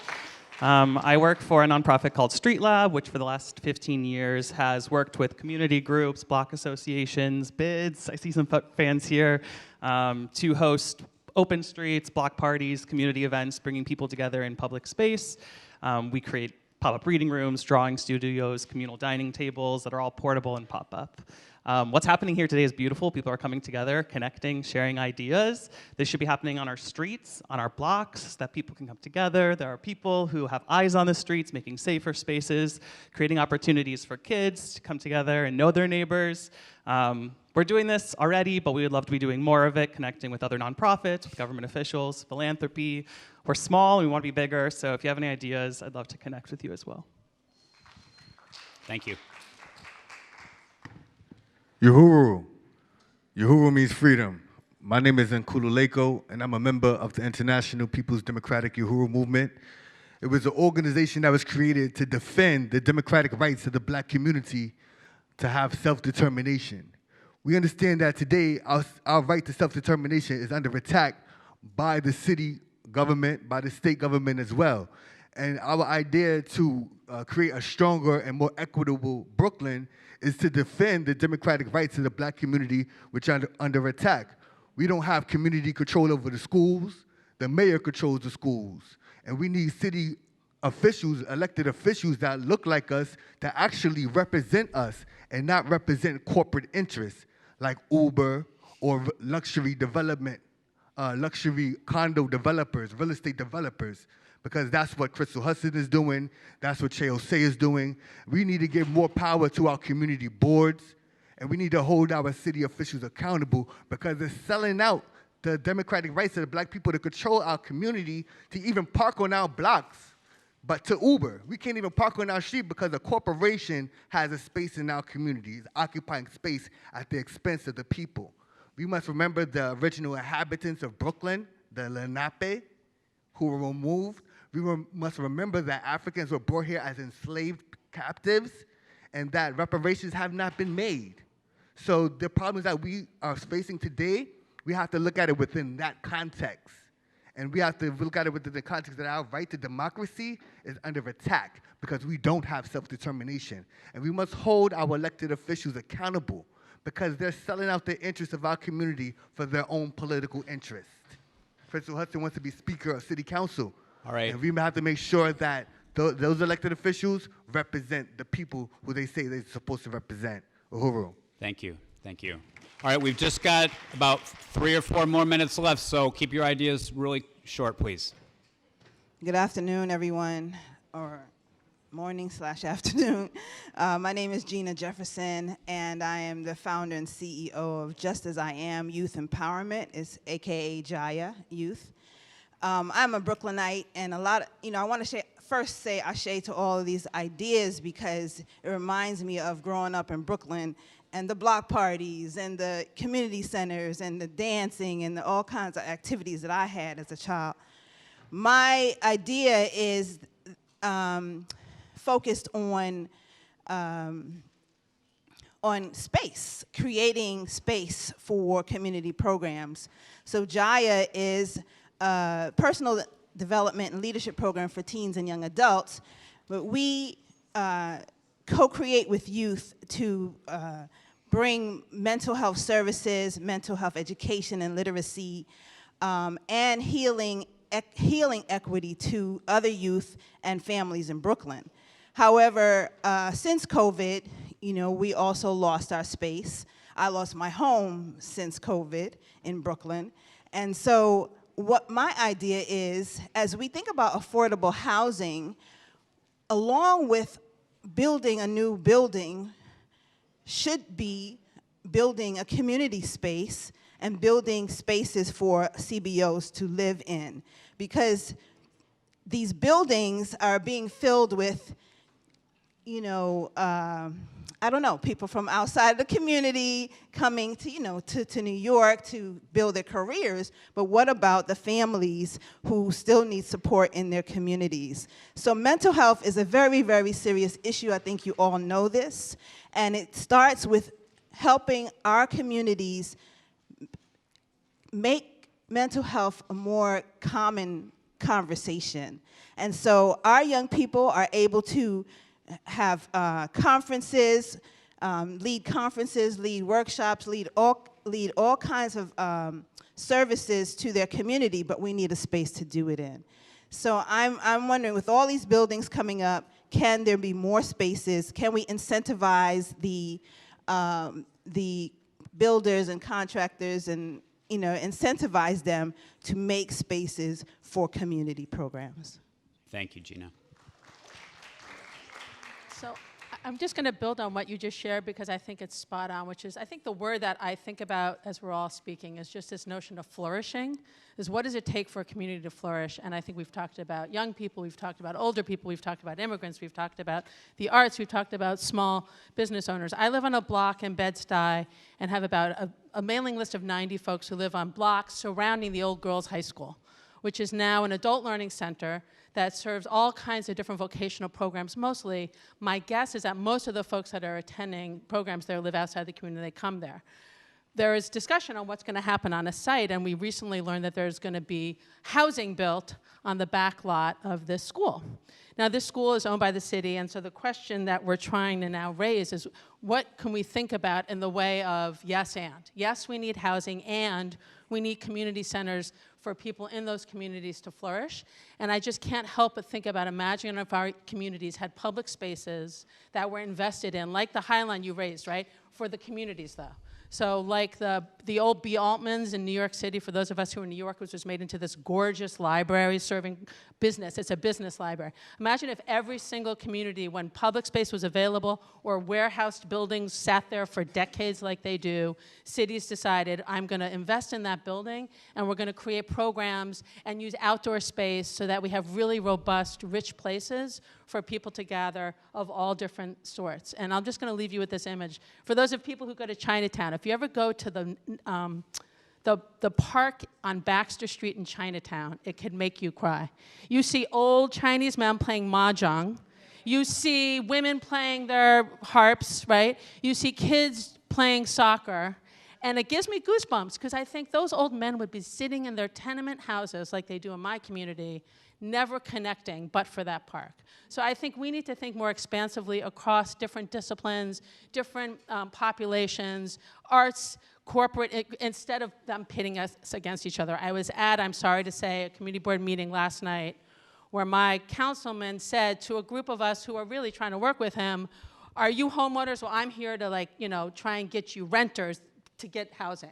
Pitting people against each other and people in it fell. So let's try and build bridges across all of our different things, come together to build community centers. Sorry, thank you. Thank you.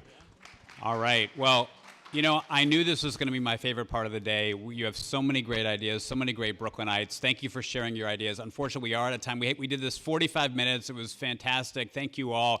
I want to just acknowledge we have Borough President Reynoso has joined us, and we're going to have him up on the stage in about 15 minutes. So please all stay in your seats. And we have 4 more amazing idea pitchers speakers. So first, we're going to come up with Vivian Lau. Please join us. Thank you.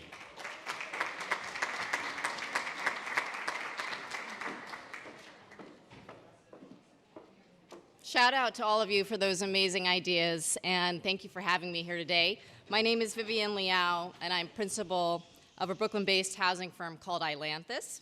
I want to start today by sharing a number, 40,276. That's how many applications we've received thus far for 138 affordable housing units available in our firm's new development in Bed-Stuy, with a week still left to go. This disproportionate demand is typical of affordable housing lotteries going on citywide, and one of the clearest demonstrations of the need for more housing to be built. It's a need echoed in the conversations we have every day with community members, some of whom have spent years diligently applying again and again for affordable units that never seem to materialize for them. To try and address this affordability crisis, our firm specializes in creating housing out of nothing, taking projects through the city's land use review process, known as ULURP, to create new affordable units. It's a years-long process that we make as transparent as possible by centering the voices of those who live in the neighborhoods where we're building.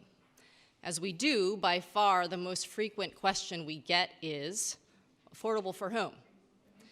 It's a fair question. Income qualifications are set by the federal government and do not account for the city's diversity of income levels, and the application itself is a Byzantine process that often disqualifies applicants for minor mistakes. Compounding this is the way ULURP can privilege the vocal few who show up at community hearings, but who often are not the low and moderate income New Yorkers who would benefit directly if a project were approved. So, how do we shine a light on those who do stand to benefit? The New York City Department of Housing Preservation and Development should change the city's housing lottery to pre-qualify people before an available project exists, instead of the current system, which happens after ULURP or a project is approved. This would enable those next in line for new affordable units to show up, to advocate on their own behalf, streamlining the lengthy approvals process, and prioritizing further the creation of more affordable housing in neighborhoods that desperately need it. At the same time, lawmakers can fund hands-on workshops with local housing partners to coach participants through the Housing Connect application and help them understand their place in a unified, affordable housing line that will empower them to make informed choices and give them agency in the process. The result would reform the endurance test that is the current lottery system and help more accurately address the issue of affordable for whom. Thank you.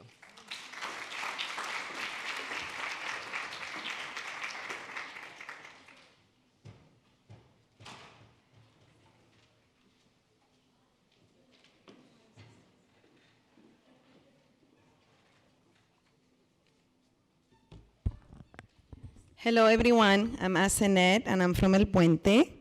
And I'm here to tell you the story of two young people. And I'll start with Nayeli, who was 7 years old and smiled from ear to ear when she saw her second grade class and her teacher for the very first time since COVID has started. Her parents couldn't log in to the virtual classroom, and the class had been on for 6 weeks before she was able to log in. This happened at El Puente, where during learning labs, during COVID, we were able to connect families who otherwise wouldn't be connected. It was her very first time in a second grade virtual classroom. And I've forgotten many things, I think purposely, about COVID, but I will never forget her smile. She will soon be at rising 7th grade. I'll also tell you the story of Oscar, who was a senior in high school at the time, and is now a City College graduate in computer science, and has helped us build internet infrastructure that is community-owned, community-run, and community-used. So my pitch today is about creating digital equity hubs in communities across Brooklyn and beyond, where our communities who otherwise will be disconnected and left behind this world of technology can not only learn about the internet, but can actually build community infrastructure, can run it, can operate it, and really feel a sense of self-determination. Our proposal is to work with the Office of Technology and Innovation from the city to create such hubs in partnership with community-based organizations across Brooklyn. We are currently doing it at El Puente, where we have a tech lab that we have opened since COVID, so that our community has access to the technologies that oftentimes they are left behind. Our proposal is that this happens in the languages that are spoken within those communities, and that folks, mostly Black and brown folks, immigrant folks who otherwise are often left behind these technologies, can actually own it, can actually feel, because it is not about them not being able to do it. It is about the access. It is about the funding. It is about the spaces that communities can really lead. I think we forget many things. We never forget people. We never forget stories. And we never forget how, really with a little support, young people can thrive, young people can grow, and young people can lead. Thank you so very much.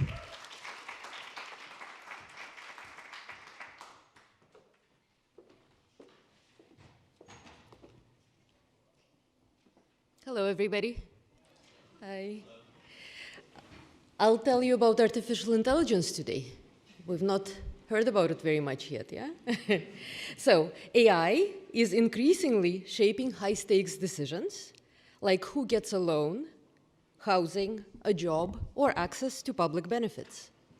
But these systems often operate without transparency or oversight, leaving people vulnerable to biased, arbitrary, or opaque decision-making. My name is Julia Stojanovic. I'm an associate professor of computer science and engineering and of data science at NYU, and I also direct the Center for Responsible AI here. Our goal at the center is to make responsible AI synonymous with AI, not in some distant future, but now, here and now. We work towards this goal by conducting cutting-edge research, informing policy and regulation in New York City and beyond, and by engaging with the public about both the benefits and the risks of artificial intelligence. As AI becomes more embedded in civic life, we must empower people to understand and question these systems so they can protect their own interests and demand accountability. New York City's Local Law 144 was an important first step. It requires employers to disclose their use of automated hiring tools, conduct independent audits, and offer alternatives to job seekers. This helps safeguard the public from unfair and often nonsensical screening processes. But we must go further. The City Council should enact a comprehensive AI governance framework, not just for employment, but also for housing, education, credit, and law enforcement too. And just as importantly, the city must invest in public AI literacy programs that reach every borough. These efforts will help New Yorkers recognize when AI is being used, understand the implications, and participate meaningfully in shaping the rules that govern this technology. At the NYU Tandon Center for Responsible AI, we have developed We Are AI, Taking Control of Technology. This is a curriculum that we developed in partnership with the Queens Public Library. It's a free public education series that demystifies AI and promotes civic engagement. And this curriculum comes also with comic books, and I brought 2 copies here, one in English and one in Spanish. We have seen how these programs and materials empower community members to ask better questions and assert their rights. And it's not just for the public. Policymakers and decision makers themselves can benefit from these kinds of resources, gaining clarity on what AI can and cannot do, and how to deploy it or not deploy it responsibly. Brooklyn deserves a future where technology serves its people, not the other way around. To get there, we must ensure that every Brooklynite has a voice in how AI is used in our city. Thank you.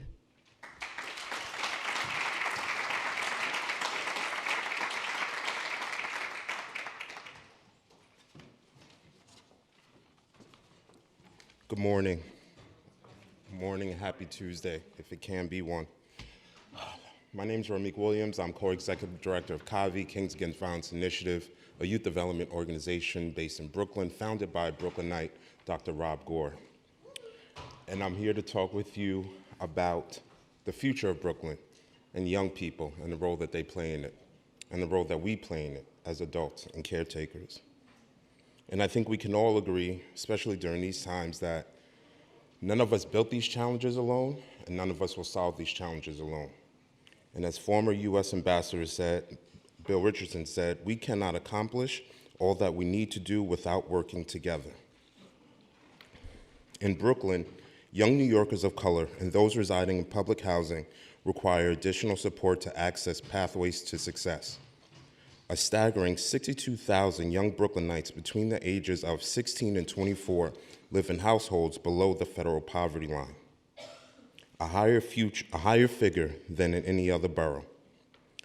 Throughout Brooklyn, there are also significant disparities in academic performance and employment opportunities for young people. The Wagner School here at NYU notes that students residing in NYCHA residences score 5 to 7 points lower than the poorest performing students from other forms of public housing. To address this issue, a new coordinated stream of investments is necessary. Currently, while Brooklyn has the second highest number, 13,000, of nonprofits in the city, the borough receives only 7.6% of all philanthropic dollars in the city.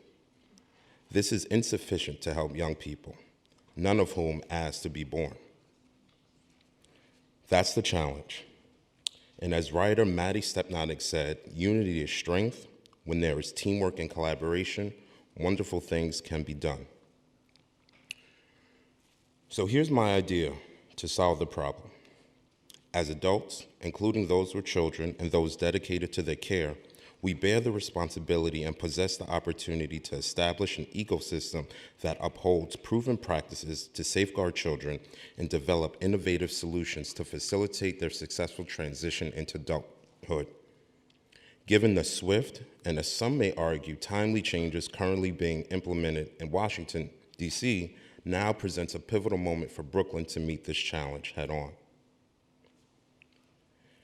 And I'm going to speak about my fellow LaSallian brother, the Brooklyn Borough President, or the office that he holds, not personally, but in terms of the office that he holds. The executive official with touch points at the mayor's office and city council, the Brooklyn Borough President can use the position to convene the borough's youth-focused organizations, charitable foundations, and private companies to create a center of youth investment that specifically promotes projects addressing the critical needs of young people, ranging from education to youth programming and workforce development, effectively linking government, philanthropy, the private sector, and local community-based organizations.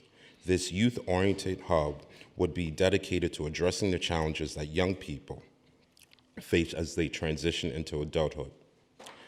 This collective action approach is vital to unlocking substantial investment at the community level. CBOs would be encouraged to participate through the distribution of grants.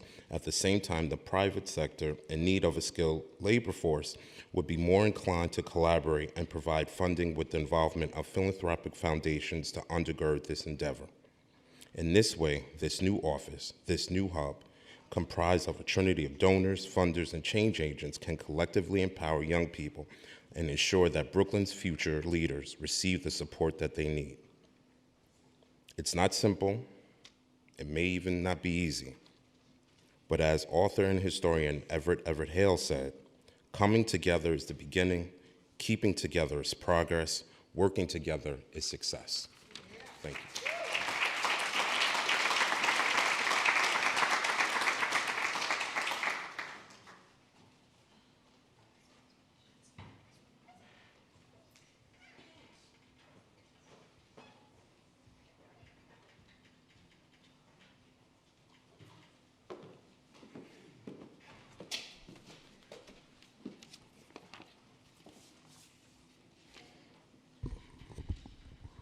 Good morning.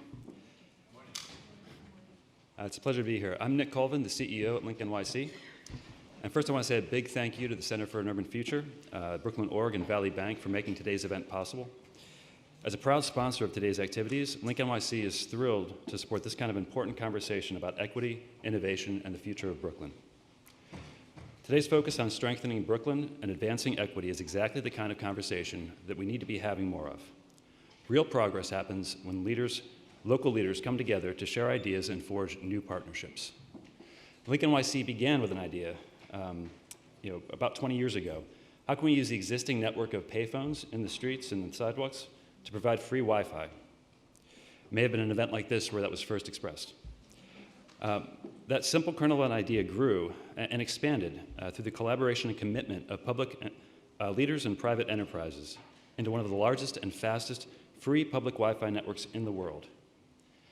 As that idea grew to include free device charging, free phone calls, access to social services and information, and it became a platform for public good and a digital safety net unlike any other in the world. Our work reflects our belief that digital access is a human right and our commitment to advancing digital equity citywide, especially right here in Brooklyn. We've partnered with organizations like Digital Girl in Crown Heights to provide Link NYC's free Wi-Fi indoors to community members, plus free STEM education workshops and digital literacy programs for Brooklyn's youth and seniors alike. We've also teamed up with Assemblywoman Monique Chandler-Waterman in East Flatbush to promote awareness of mental health resources and help Brooklyn residents learn how to use our Link NYC kiosks to connect with life-saving services like the 998 crisis hotline.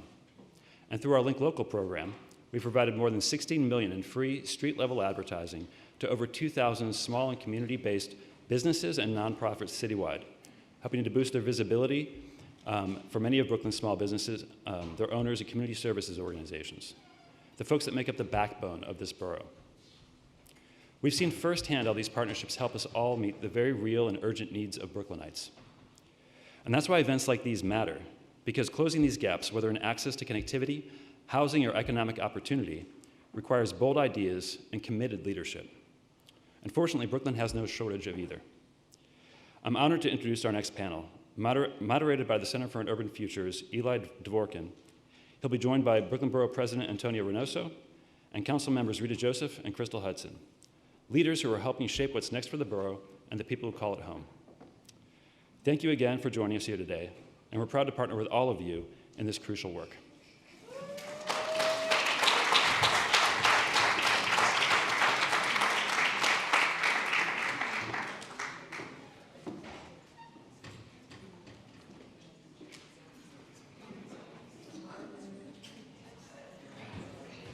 Could get a round of applause again for Lincoln YC. Thank you so much, Nick, for our sponsors today. Welcome to all of you. See you again. Feel free to grab seats. There we go. All right. Well, good morning again, everyone. It's great to see so many folks still in the room. We've got 100+ tuned in online, so a lot of interest in today's conversation. I think so much of that is to hear from three of you. Again, I'm Eli Dvorkin, the Editorial and Policy Director at Center for an Urban Future. Let me briefly mention who I'm joined here by. I certainly don't think you need an introduction in this room, but we are joined today by Borough President Antonio Reynoso, Councilmember Crystal Hudson, and Councilmember Rita Joseph. Welcome. And Councilmember Joseph, as a former teacher, I think I should say we have two excused absences today. Councilmember Banks, Councilmember Gutierrez. In particular, I know Councilmember Gutierrez had to pick up her daughter. I think who was sick today. We should probably talk a little bit about childcare today. That may be part of the equation and what the issues that working parents face, including working parents who are city council members. But let me kick things off and with a question. Maybe I'll turn to you first, Borough President Reynoso, with a question about where we are today in the state of Brooklyn today. You just recently gave your State of the Borough address. We've heard a lot already today about Brooklyn's many strengths. In many ways, Brooklyn leading the recovery of the whole city from the pandemic. So many of the innovative ideas that are born in Brooklyn have taken root not only here, but across the borough, across the city, and worldwide. But there's also a lot of huge challenges that Brooklyn faces. So I'd love to start, and I'd love to hear from all of you, but we can start with the Borough President on what is the state of the borough as you see it right now in 2025, the strengths, the challenges, the future outlook. So, all right. So the first thing is the doom and gloom aspect of the world right now. I try to move away from it and really stick to positive energy as much as possible. Brooklyn is about spreading love, and we need to know that there's a lot of love in Brooklyn and that we're in a really good place. And where government is failing, the people of Brooklyn are standing up and lifting us constantly. So first I want to say thank you to all these groups that are here doing that work. And then, so the state of Brooklyn, look, we're the safest the borough has ever been in its history, according to Eric Gonzalez, our district attorney. So we're doing a great job at lowering crime, but people are not feeling safe. And that comes from what I call a lack of opportunity. I know I get myself in trouble, but I talk about the de Blasio days, and I feel like de Blasio's policies were mostly focused on building opportunity. We were talking about childcare in 3K and pre-K and expanding access to services for young parents. We were talking about fair fares and cutting the cost of being on a bus or a subway in half. Fair futures, where we were allowing for people to not age out of foster care in our system until they're 24. We're doing all these things to help make our lives better and expand opportunity. And then COVID came, and we collectively lost our minds. And we thought for some reason that what was happening in New York was unique to New York, and that the policies and effort that we were doing during the de Blasio administration was a reflection of his work versus it being a universal mind lostness. And it didn't matter if you were in Chicago. It didn't matter if you were in Texas. It didn't matter if you were in Europe, in England or France. It was a terror all over the place. Crime was up and so forth. So what happened? We decided that we were going to rely on an enforcement-based leader in the city of New York that put the fear of God in all of the residents of this city, saying that we're out of control and we're going to fall apart. So what happens is that we start moving away from policies of opportunity to policies of enforcement.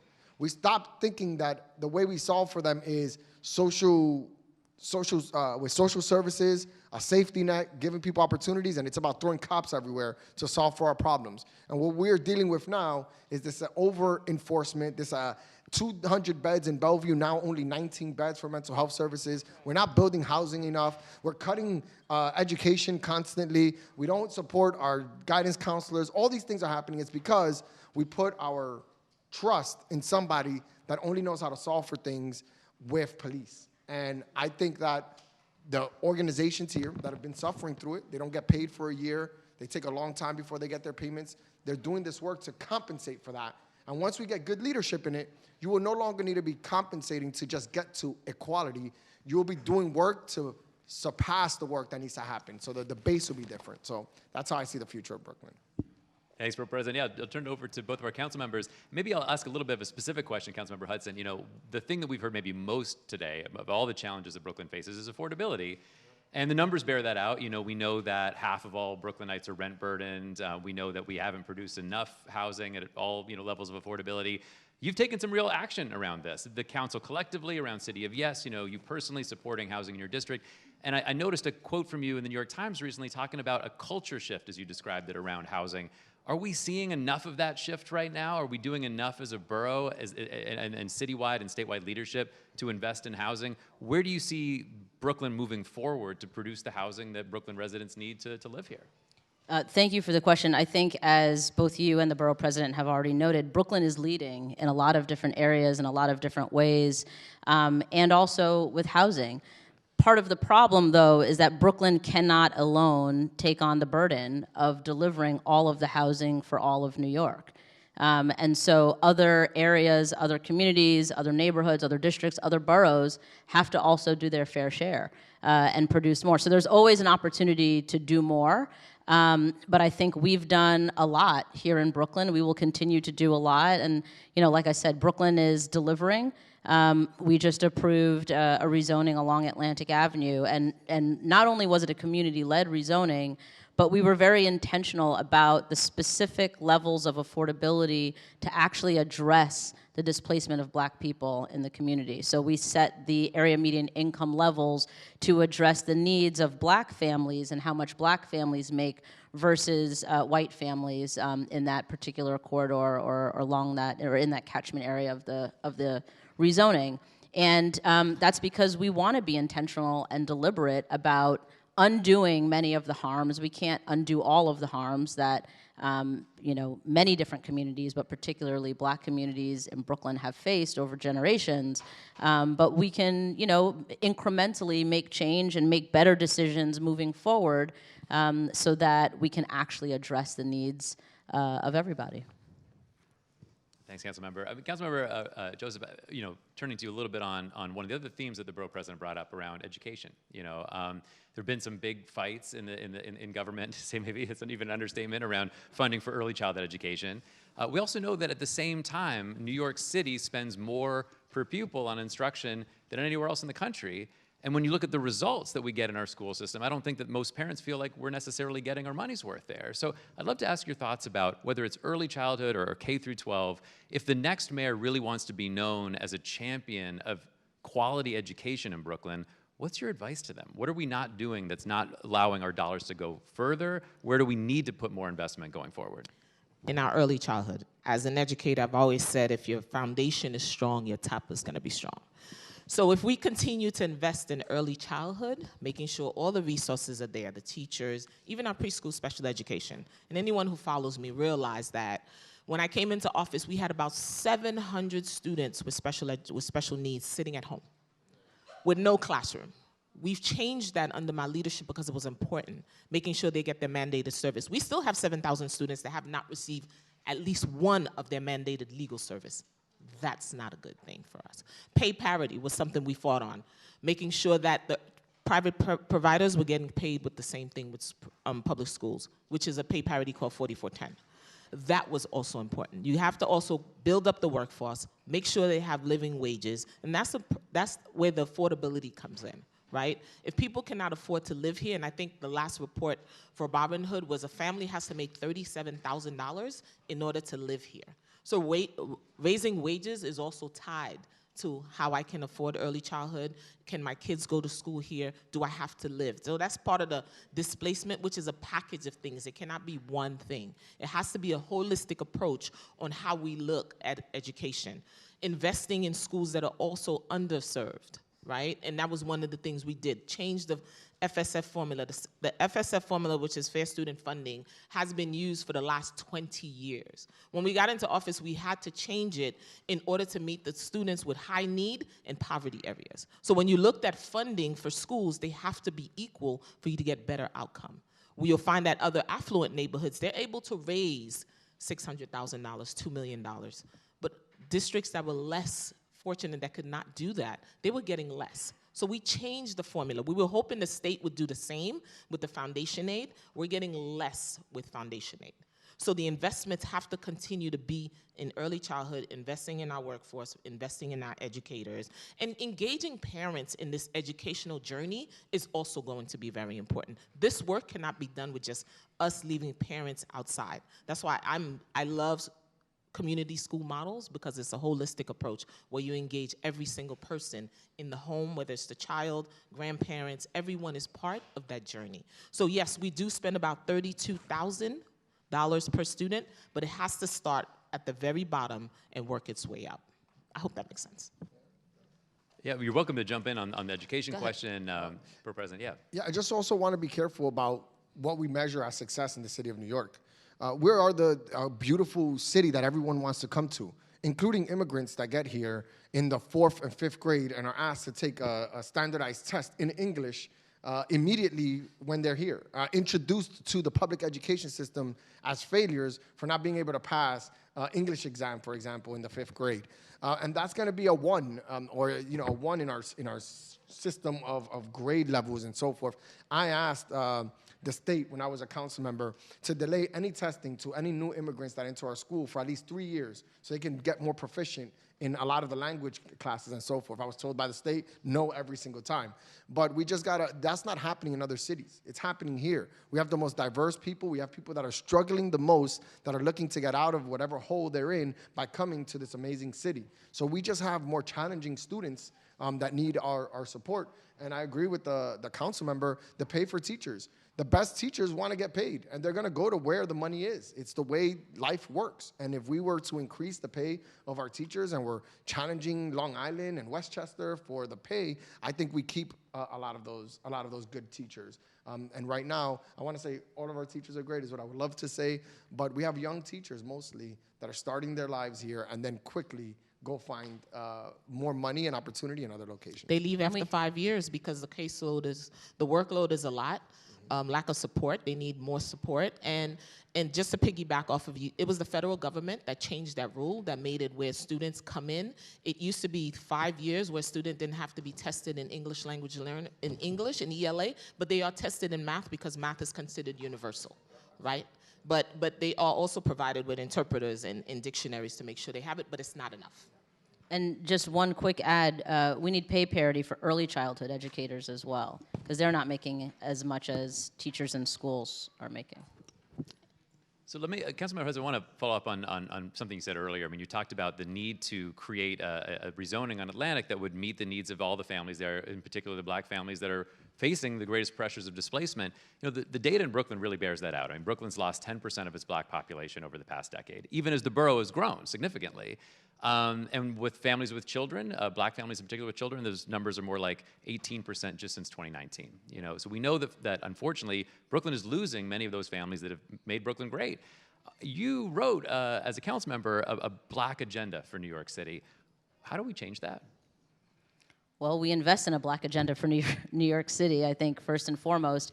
I wrote that agenda because I know all the ways in which black communities have been disinvested in, have been disproportionately and negatively impacted by historical pressures and decisions like redlining and things that aren't necessarily happening today, but have been borne out over generations.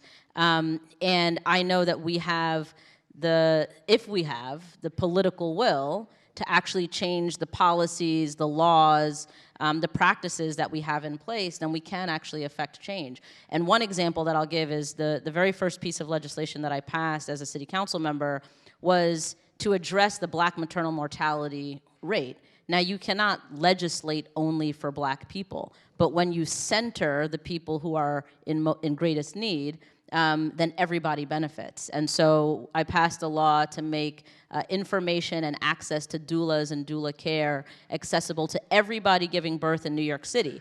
That was derived out of the need to address a Black maternal mortality crisis, which has gone up since I've been in office. In New York City, Black women are 8 to 9 times more likely to die during childbirth than their white counterparts. And that's when you hold for everything: household income, type of insurance used, level of education.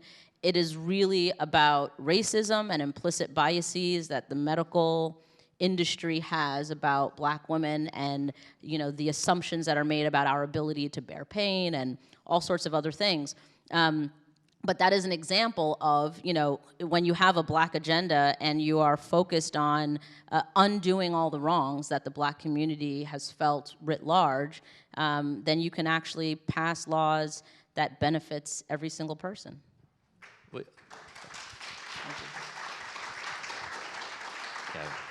Thank you for that, council member, and that example of the progress or the work that's being done around Black maternal mortality in particular is powerful. I know, Borough President, you've worked on that issue as well, and the whole council has. I guess I wanted to ask a quick follow-up, though, Councilmember Hudson, and for you as well, Borough President, Councilmember Joseph.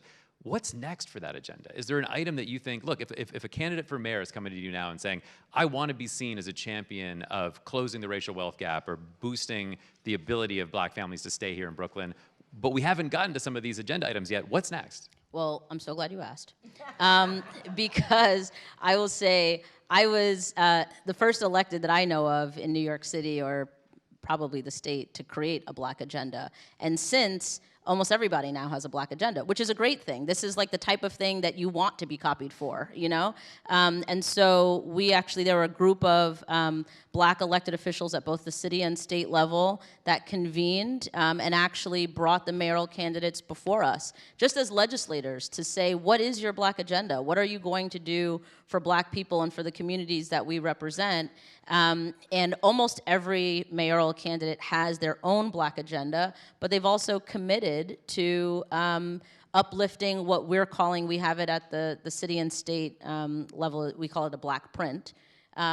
And I think that's, that is what's next, is people intentionally thinking about, Black people, Black communities here in New York City, and how they've been disproportionately impacted. Councilmember Joseph was talking about our education system. We have schools in Black and brown communities and low-income communities that simply do not have the resources that are found at schools in predominantly white communities. And that's just not right. We have the most segregated school system in America, the largest school system in America, and also the most segregated school system in America. Why aren't our Black and brown kids, our low-income kids, achieving the same? Because they don't always have the same access to resources, to services. And then we always talk, the borough president and I always have this conversation about, what do safe communities look like, right? Like, if you're thinking about safe communities, they don't have trash on the streets. They have access to affordable housing. They have access to good paying jobs. They have access to so many opportunities. And then we have lower income communities that have, that might be less safe, or at least perceived to be less safe. And you have cops everywhere. And then it's important to remind people, the cops show up once something has already occurred. The cops have not actually done anything to keep you safe or to prevent the crime from happening. And their solvability rate, if you want to get really into the weeds, is extremely low. They're not even solving the crimes. And we just had a hearing with them at City Hall, the NYPD budget hearing. Anyway, I'm going off on a bit of a tangent. But these are the things that are top of mind for us and for our communities and for the constituencies that we represent, because that is the reality. We have to change people's everyday conditions. We have to change the resources, the services, everything that people have access to. And if we were actually investing in people and investing in communities and investing in the things that we don't have instead of adding more of the things we already have more than enough of that aren't actually making a difference, then maybe we'd be on the right track. Well, let me ask all of you Or then a better question. track, perhaps. Well, I love this point about investing in people, and I want to ask all of you some thoughts about specifics, ways that we should be investing in Brooklynites that we're not today. And I mean, just to set the table a little bit, you know, we have an economy in Brooklyn right now, more jobs than Brooklyn's ever had before. But we've seen some industries, you know, tech and professional services are really growing in Brooklyn. We've seen other industries that have long been the backbone of accessible jobs in Brooklyn, whether that's retail or manufacturing or even construction, that haven't been able to recover from the pandemic. We've got healthcare that's also grown significantly, but the barrier to entry for some of the best jobs there, you know, is high. It's a college degree in many cases. So I want to ask you all about, when it comes to investing in people, where do we need to go from here? You know, we've got 1 million working age adults in Brooklyn today without a college degree, for example. And many of those good jobs that I just mentioned, they're not accessible. So what's next when you think about investments that need to happen now or going forward in people in Brooklyn to help expand economic mobility, to help more folks move into the middle class, be able to afford to stay in Brooklyn? What should we do? Invest in CUNY and SUNY, create the pipeline for young people that, too many young people, that's one thing Councilmember Stevens and I talk a lot about. Too many young people are unemployed. How do we reach those young people so they can make sure that they have an entry point? Are we starting in the high schools that have CTE? Today I was talking to St. Francis because I was keynoting. I'm big on P-TECH. What P-TECH does is when you're in high school, as you're leaving high school, you're earning an associate degree debt-free. College now. Those are the things we should be investing early on. So when they leave, they're going straight into either workforce or they're continuing their undergrad without carrying that burden of loans, right? And then create a partnership with CUNY. I think the speaker created Reconnect for folks who are out of work in CUNY to go back to school and getting all the support. Sometimes life happens, right? You had a child, you got married, something happened, and you had to leave school. So we have to create those different entry points. Not everyone is going to be on the same pathway. So we have to create different entry points for our young people and people across the, not just young people, but everyone across the city to be able to create jobs. And we must raise, I know our minimum wage went up, but it's not living wages for people to live here and pay bills and be able to, you're just barely making it. Most of our people in Flatbush are rent burden. And for me, as Councilmember Hudson said, it has to match the neighborhoods as we're building. In Flatbush, folks may be on that 30% AMI. The housing that they build, they have to be on that same matching AMI. Same thing for other neighborhoods. If they're building other places where they can do 40, 60, then it should be able to match. To me, Borough President, my dream was to have a neighborhood AMI to match the neighborhoods where they are. And when we talked about segregation, thank you, when we talk about segregation, I'm doing a hearing if you want to tune in on how segregated our school system is. Last year I wrote a white paper on what the 3 things we can do to alleviate that. Housing is one of them. Investing in early childhood is one of them, right? Because where you live is where you go to school. That's where your segregation is tied in. So your admission policies also has to be tweaked so we can do citywide admissions. That's my dream. Where we go from, it's also, we just got to elect better people. And we don't. There is an election coming up. And even though I am a voter, I want to blame all of you in the room for that. It's just like, look, we have people that don't have good ideas. We have people that are the same. It's all sameness all the time that never do right by us. And we just continue the same patterns always. And at some point, it just becomes our fault. And we're about to do it again. We're about to elect people that have failed us in the past, that helped us lead us into half of the tragedies that exist in the city right now come from failed leaderships of the past, and we're just walking by like everything is cool. And we're allowing for federal elected officials or the president to have a new standard on what it is to be an elected official. I would quit before I even think about half of these things these elected officials are doing, and we're just letting them run right through. And they say the same things to us. They use catchphrases that we're comfortable with, and we're okay because it's in our comfort. Affordable for whom? You know, or, you know, we need policing is the only way to do it. Or they fear. They tell everybody everything is out of control all the time. Tell you it's out of control. So you're like, oh, somebody needs to protect me. And I'm gonna go with the people I think can protect us versus people with good ideas that wanna change the status quo and do things differently. The school system has been in trouble for decades, for centuries. And we have the same middle of the line establishment Democrats doing the same thing all the time. At some point, you just wake up, or we just keep doing it. And we'll be here in 4 years talking about the ills of the city that have not been fixed because we got the same type of leadership in place. So I just think we got to be more bold and think differently. Board President, I think you're teeing up. You're really teeing up, I think, my next question then, which is, I'd love to hear one of those bold ideas from each of you. And that idea could be around public safety, could be around economic mobility, it could be around, housing or community development. But what is something bold that you believe in, that you think we haven't gotten there yet, but Brooklyn needs it and the time is now? Yeah. So I do want to do this one real quickly. Yeah. Housing. We are the biggest cowards in all of the country when it comes to housing. We have no housing. There's about 30,000 people, or 30,000 units of housing available per month in the city of New York. So if 50,000 people want to move, there's 20,000 of those people can't move.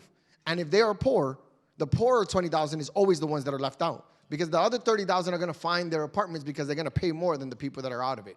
So those 20,000 people either got to stay in undignified or uncomfortable housing, or they go to our homeless shelters. At some point, we have to tell the city of New York that we need to build more. And it's not a discussion. We're going to build more housing in your community. And that's it. And I don't want to hear it. And this idea that we allow for non-elected personal experiences and anecdotes to drive policy is nonsense. No more. We're not going to do it. We're not going to have a group of homeowners that are housing secure, that have had their homes for 3 generations, tell us that we can't build affordable housing next to their lot. No, it's going to happen. Congratulations. Enjoy it. And that's it. And I always, if I could just interject really quickly, I always say the people who complain the most about building new housing are the people who have it. Yes, exactly. But we just got to be tough on the city of New York, and it's okay. Just do it. We're doing community boards now. I'm starting to have conversations. We're removing people that are not pro-housing. I'm removing people that don't want bike lanes. I'm going after everybody, and I'm just over it. I'm so over it. You can tell. And what we need is a shock in the system. And I think New York should be the place that does it. New York should be first place. And I think we can be that place. So that's my thing, is housing. No conversations about housing. If we can build it, it makes sense, build it. Across the board, all over. Riverside, the Upper West Side, the Upper East Side, the Lower East Side, south of Empire Boulevard here, or Eastern Parkway here. Like, everybody's gonna get something. Congratulations. And I wanna give a shout out to... That's Rita's district, yes. So we're across... But you know and what? We're gonna build together. We're doing a project now. Councilmember Hudson just did something that is politically not advantageous to her. She approved AIM-UP. And it is politically a very difficult thing to do. And she did it, and guess what? She has a challenger now, right? Because she took 3 challengers. 3. Because she took a bold position. And it's like, at some point, it has to be like, you either want housing, or you want it to be more affordable, or you're not gonna get it. So I'm just saying, keep it up, keep doing your thing, and I'm gonna have your back. Thank you. And I have way more political capital than they do. I can say this all day and it's gonna be okay. So I try to have the backs of elected officials and the council members, elected officials, that put their neck on the line to do what's good for the city of New York, and I'm gonna continue to do that. Well, thank you for that. And I do just want to note for the record that AIM-UP was a community-led rezoning, and we did have community input. And a lot of the things that we were able to win through that rezoning were because the community, spoke up. I want to talk about older adults really quickly. I'm chair of the aging committee, but for those of you who don't know, a naturally occurring retirement community on paper is either a vertical building or a horizontal community or neighborhood or small area that has at least 20% of its residents are over the age of 65. The entire city of New York will become a naturally occurring retirement community in just 15 years. okay? The older adult population in New York City, everybody seems to be surprised, but we're talking about the baby boomers. They boomed when they were babies, and so they booming again. You know, like they're booming into older age, and we're gonna see an increase in the older adult population in New York City alone, 40% by 2040. Statewide, it's only 25%, but in New York City, it is 40%. And a lot of the older adult population are immigrant New Yorkers. A lot of the older adult population are low-income New Yorkers. A lot of the older adult population lives on a fixed income and does not have the flexibility that you generally have when you're younger. And so affordability is huge, obviously, for everybody, but we really need to be bold in thinking about how can we make this city more livable so that everybody can age in place. And one idea that I'm working on, or a policy piece that I'm working on with HPD, is, and you know, it's hard to scale these types of things, and so this is why it hasn't happened yet, but we're working on trying to figure it out. But is how do we move older people who might be in a 3, 4, 5-story walk-up that they've been in for 40, 50, 60 years into a lower level or a newer apartment? I have neighbors who are 85 years old who they're in a 3-story walk-up. They only leave the house once or twice a month because they've had double knee replacements. They just can't climb the stairs the way they once could 40 years ago, you know? And so we really need to think hard about how do we actually move people into more accessible living conditions. I passed a bill that requires any new building with city subsidy to have 10% of its units with universal design. Universal design I always describe as ADA on steroids. So if you think about it, it's not just you know, a ramp to get into the building. It is the type of doorknobs you have. So rather than a knob, you have a door handle. So if you have a mobility impairment, you could use an elbow to turn the lever as opposed to turning a doorknob, which is difficult if you have arthritis or something else. It's wider doorways. It is grab bars in the bathrooms. A lot of people don't want to have grab bars in their bathroom for aesthetic reasons, whatever. If you have grab bars in your bathroom and you move into that unit at 30 years old, when you're 80 years old, you're going to want those grab bars. And then that meant that you could stay in the same apartment for those 50 years. And so we need to really be thinking boldly. Nobody wants to talk about older adults. If we're all lucky, we will become older adults. Not everybody gets the opportunity to grow old. You know, that is the reality. Not everybody gets the opportunity to grow old. And if you are extra lucky, then you can do so right here in New York City. But it's difficult to do that. And so we have to think holistically and boldly about, and compassionately, about older adults and what older adults need and how do we make this city a better place. And I always tell younger people, it is too late once you're already an older adult to advocate for all of the things you need. It is up to us as younger people to advocate for the older adults that we love that have made this city what it is today, and also for ourselves that will become older adults here in the future. Thank you, Councilmember. I'll tell you, one organization. You think Crystal cares about older adults? Let me tell you. I was going to say one organization that loves to talk about older adults is the Center for an Urban Future, so we really appreciate your leadership on these issues. Let me ask you all about one other big challenge in Brooklyn today, and that is the digital divide. You know, Brooklyn, as a report from the Center for an Urban Future showed a little while ago, Brooklyn lost more residents, were kicked off of the Affordable Connectivity Program in Brooklyn than any other borough. 272,000 families that lost a key subsidy to make high-speed internet more affordable for them. And we know that even today, after years, decades of progress around wiring the borough and expanding access to broadband and devices, we still have a persistent digital divide in Brooklyn today around affording high-speed internet, around having devices in homes, and I think especially around digital literacy and computing education. What's one idea from any of you or each of you around closing the digital divide in Brooklyn? What else have we not yet done that we need to do in Brooklyn? The city doesn't have, and you spoke about it earlier, the city doesn't have a digital literacy plan. It had one under Bloomberg, and the previous administration came in, got rid of it. One of the things I'm going to tell the next mayor, when you find something in place, build off of it. You will still get the credit. You will still look good. build off of it. We had a digital literacy plan, and it got wiped out. And I think during COVID, we were just trying to figure it out, and we didn't keep a lot of the good practices that we had in place during COVID around digital literacy. So that's something the city should look about. How I know the mayor's office is working on something. We don't know what it is quite yet. Waiting for the rollout for access to digital devices and digital literacy for folks. It should be taught. We should use AI. I'm big on AI too, so. We should be using AI to capture those data, and we spoke about that, into where we need to apply more, who should have access to it, and how do we teach it? And it should be taught as early as possible, because AI has already taken over. You could do AI. I went to Greenwood Cemetery. We used an AI app to tell me what kind of birds were singing in the cemetery. Exactly. So it's already here.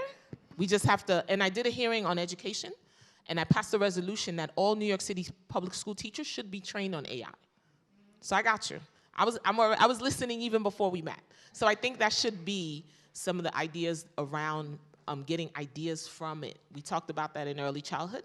Remember how they decided 3K?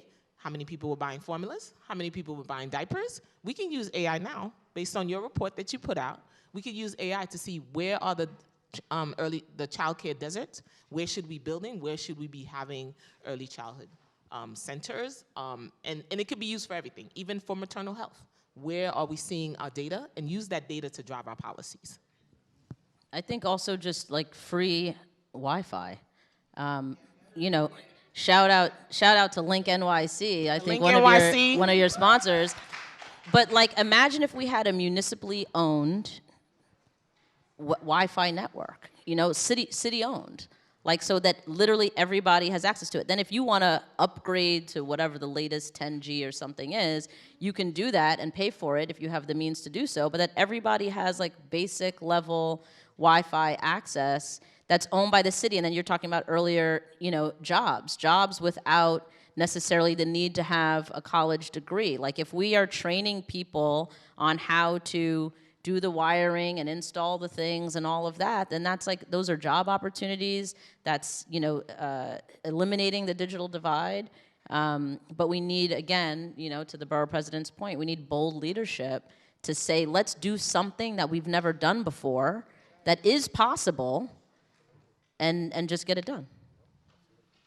Borough President, let me tee up the question about something else that's bold leadership, something we thought wasn't possible in New York. And the city's done it, but there's some challenges there, and that's our outdoor dining program, something that you championed as a city council member.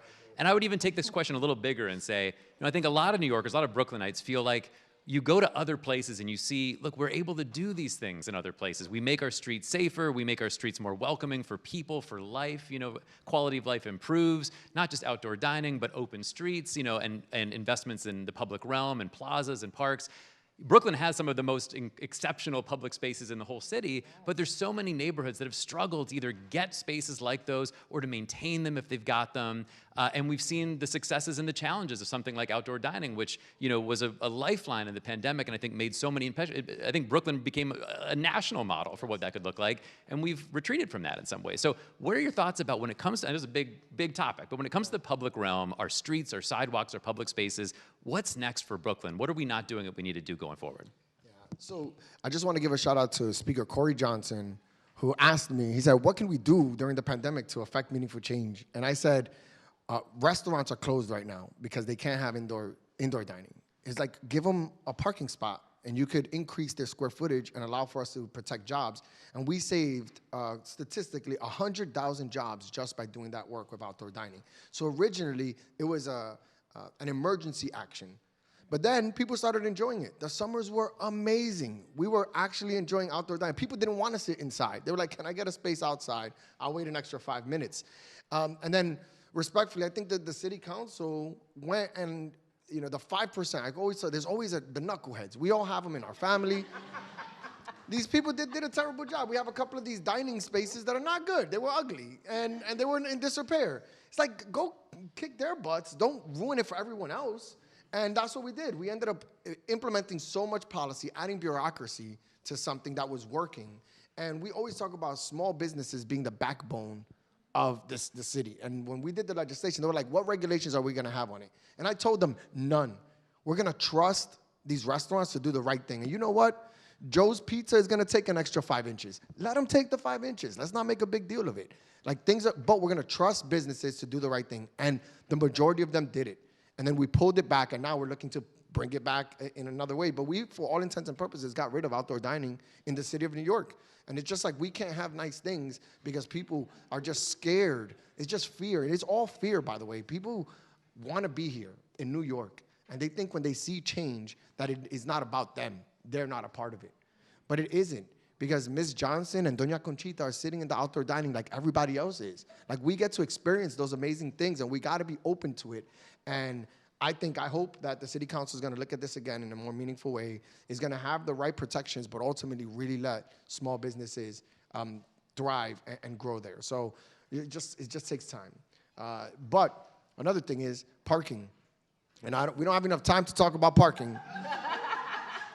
But let me tell you that we've made it in this city that people think parking spots are a right, and it is not. It is a privilege. And And Councilmember Hudson and I have been to war with community members here to explain that to them in the best way possible. But car culture has really taken away from that. But the outdoor dining was the first time people were like, wait, you can take those parking spots? It's like, yes, they belong to the city of New York. They don't belong to you. And people started noticing. It starts changing culture and letting people know, oh, these parking spots can be taken away whenever. They don't belong to us. It's a privilege, not a right. So I think that culture change when it comes to parking and vehicle use in the city of New York is going to be one of the things that is going to make us special if we're bold enough. Let me ask you all one more question, and then we'll get a couple questions from our audience. There's a lot of agenda items, and even some that we haven't gotten to today, that are going to take some real investment. Whether that's reimagining more of our public realm, building a lot more deeply affordable housing, expanding, investing in early childcare. How can we pay for more of what we need to do to create a stronger, more equitable Brooklyn? Whether that's new revenues, whether that's things that we're spending money on now that you don't think are working, what can we do going forward to help us make sure that we can afford to do everything that you put on the table today? Okay, I want to reframe an old sort of, anyway, I'm going to say this. If you go back to the summer of 2020, the height of the pandemic, the height of all the protests, and you remember what we did not have in our public hospital system, in any hospital system, right? People were overworked, they were underpaid, we didn't have ventilators, we didn't have PPE, we didn't have basic healthcare needs in order to meet the needs of a global pandemic.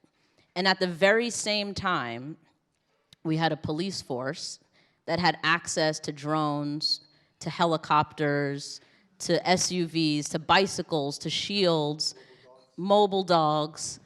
I mean, literally to everything and anything.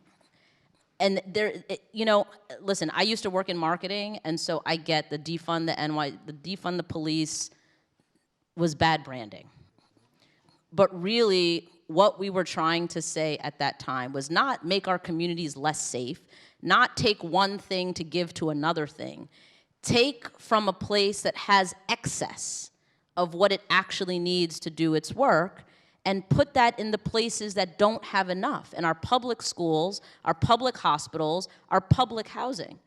And people, they took the defund the police and made it something that it was never intended to be, which was never intended to make communities less safe. It wasn't saying get rid of the police. It was saying reallocate the resources that we have available to us. If we're not investing in things like mobile dogs and, what are the things they use in the military? The big, no, the tanks. Sorry, I drew a blank for a second. Well, but like the NYPD doesn't need tanks. You know what I mean? Like, even just as another example, because I saw Morgan Monaco here from Prospect Park Alliance. Okay, when Prospect Park had the fires, we had a conversation with the FDNY. The FDNY, just as an example, who literally saves lives, every single day, without question. They use the police drones because the FDNY doesn't even have enough of their own drones to track and contain fires, to know where fires are starting from, to know where they're spreading to. But the NYPD has all the drones. Why is the FDNY using the NYPD's drones or borrowing the NYPD's drones when they're literally saving lives? Give the FDNY their own drones. And the FDNY only has their drone operation is in one borough. So if there's a fire in the Bronx, good luck getting the drones from Brooklyn or Queens, or I can't remember which borough it's in, but it's either Brooklyn or Queens, all the way to the Bronx to track that fire. Meanwhile, you've got the NYPD with drones everywhere watching us constantly. For what? So take that money and put it in, invest in the people, the places, the services, the resources that can actually help us and keep us safe. I also want to talk about political will. We had another crisis, which was the migrant crisis that came into the city of New York. The mayor did not get any help from the federal government. I think he got $140 million from the federal government, and he got $1 billion from the state government. After that, he had to foot the bill, we did, for about $6 billion worth of costs. We figured it out. We found the $6 billion, and the city did not fall apart, and everything was okay. More fear. They scare us into thinking that things are going to fall apart. The sky never falls on New York City, by the way. New York City is relentless. There's nothing you can do to us. We eat like 2-day-old bacon, egg, and cheese, and it's okay. But it's political will, though. Political will. That same money, that $5 billion that he found, that money is just taking intentional actions to find the money. It is already there. It was always there. It just never went to you. It never said, oh, we need money for schools. Well, you were very creative in finding $5 billion to deal with a crisis on migrants. Why can't you have the same type of creativity to find an extra $1 billion for schools, an extra $1 billion for parks, an extra $1 billion for healthcare? Because it's the political will, is sameness. People go into a system, you see, they see something, and they do the same thing. There's no creativity. So I think it's political will. And then the next thing is we need to talk about taxing the rich. I know people feel very uncomfortable with hearing that. They think that the people that are living, we have more billionaires now than we've ever had in the city of New York. This idea that they're leaving is not real. You know who's leaving? It's middle-class families that are leaving. They're the ones that can't afford it. And so we can have conversations about folks just doing their fair share, just doing their job. And it'll go a long way. And it's good for them, too. Billionaires want a working city. They want a city that looks good, that is clean, that has working trains. That they want that just as much as anyone else. And if they got to pay an extra 0.5% to make that happen, we have to have that conversation. And we just don't. Because the powers that be are all in the pockets of these very rich people.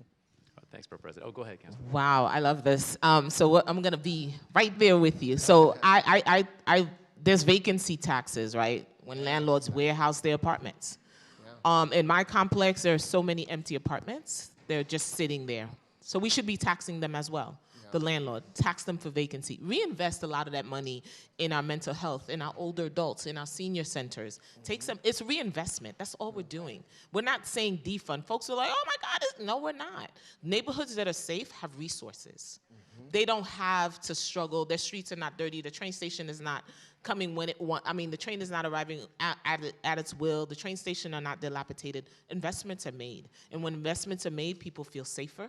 Because as we know, public safety comes at the end. And part of public safety is having community centers, well-funded schools, and all of those things are part of what makes a community safe. Yeah. Not just police, they come at the end. Well, I want to ask a follow-up question about what it would take to actually be able to rehab some of the apartments that are off the market because they need repairs to get them back on the market. But I will save it there. I'm sure lots of folks have lots of thoughts because I do want to hear from our audience. So if we have time for a few questions from our audience. Please keep them brief so we can get to as many as possible. Let us know who you are, who you're here with, and we'll get to as many as we can, and we'll just go around the room. Thank you.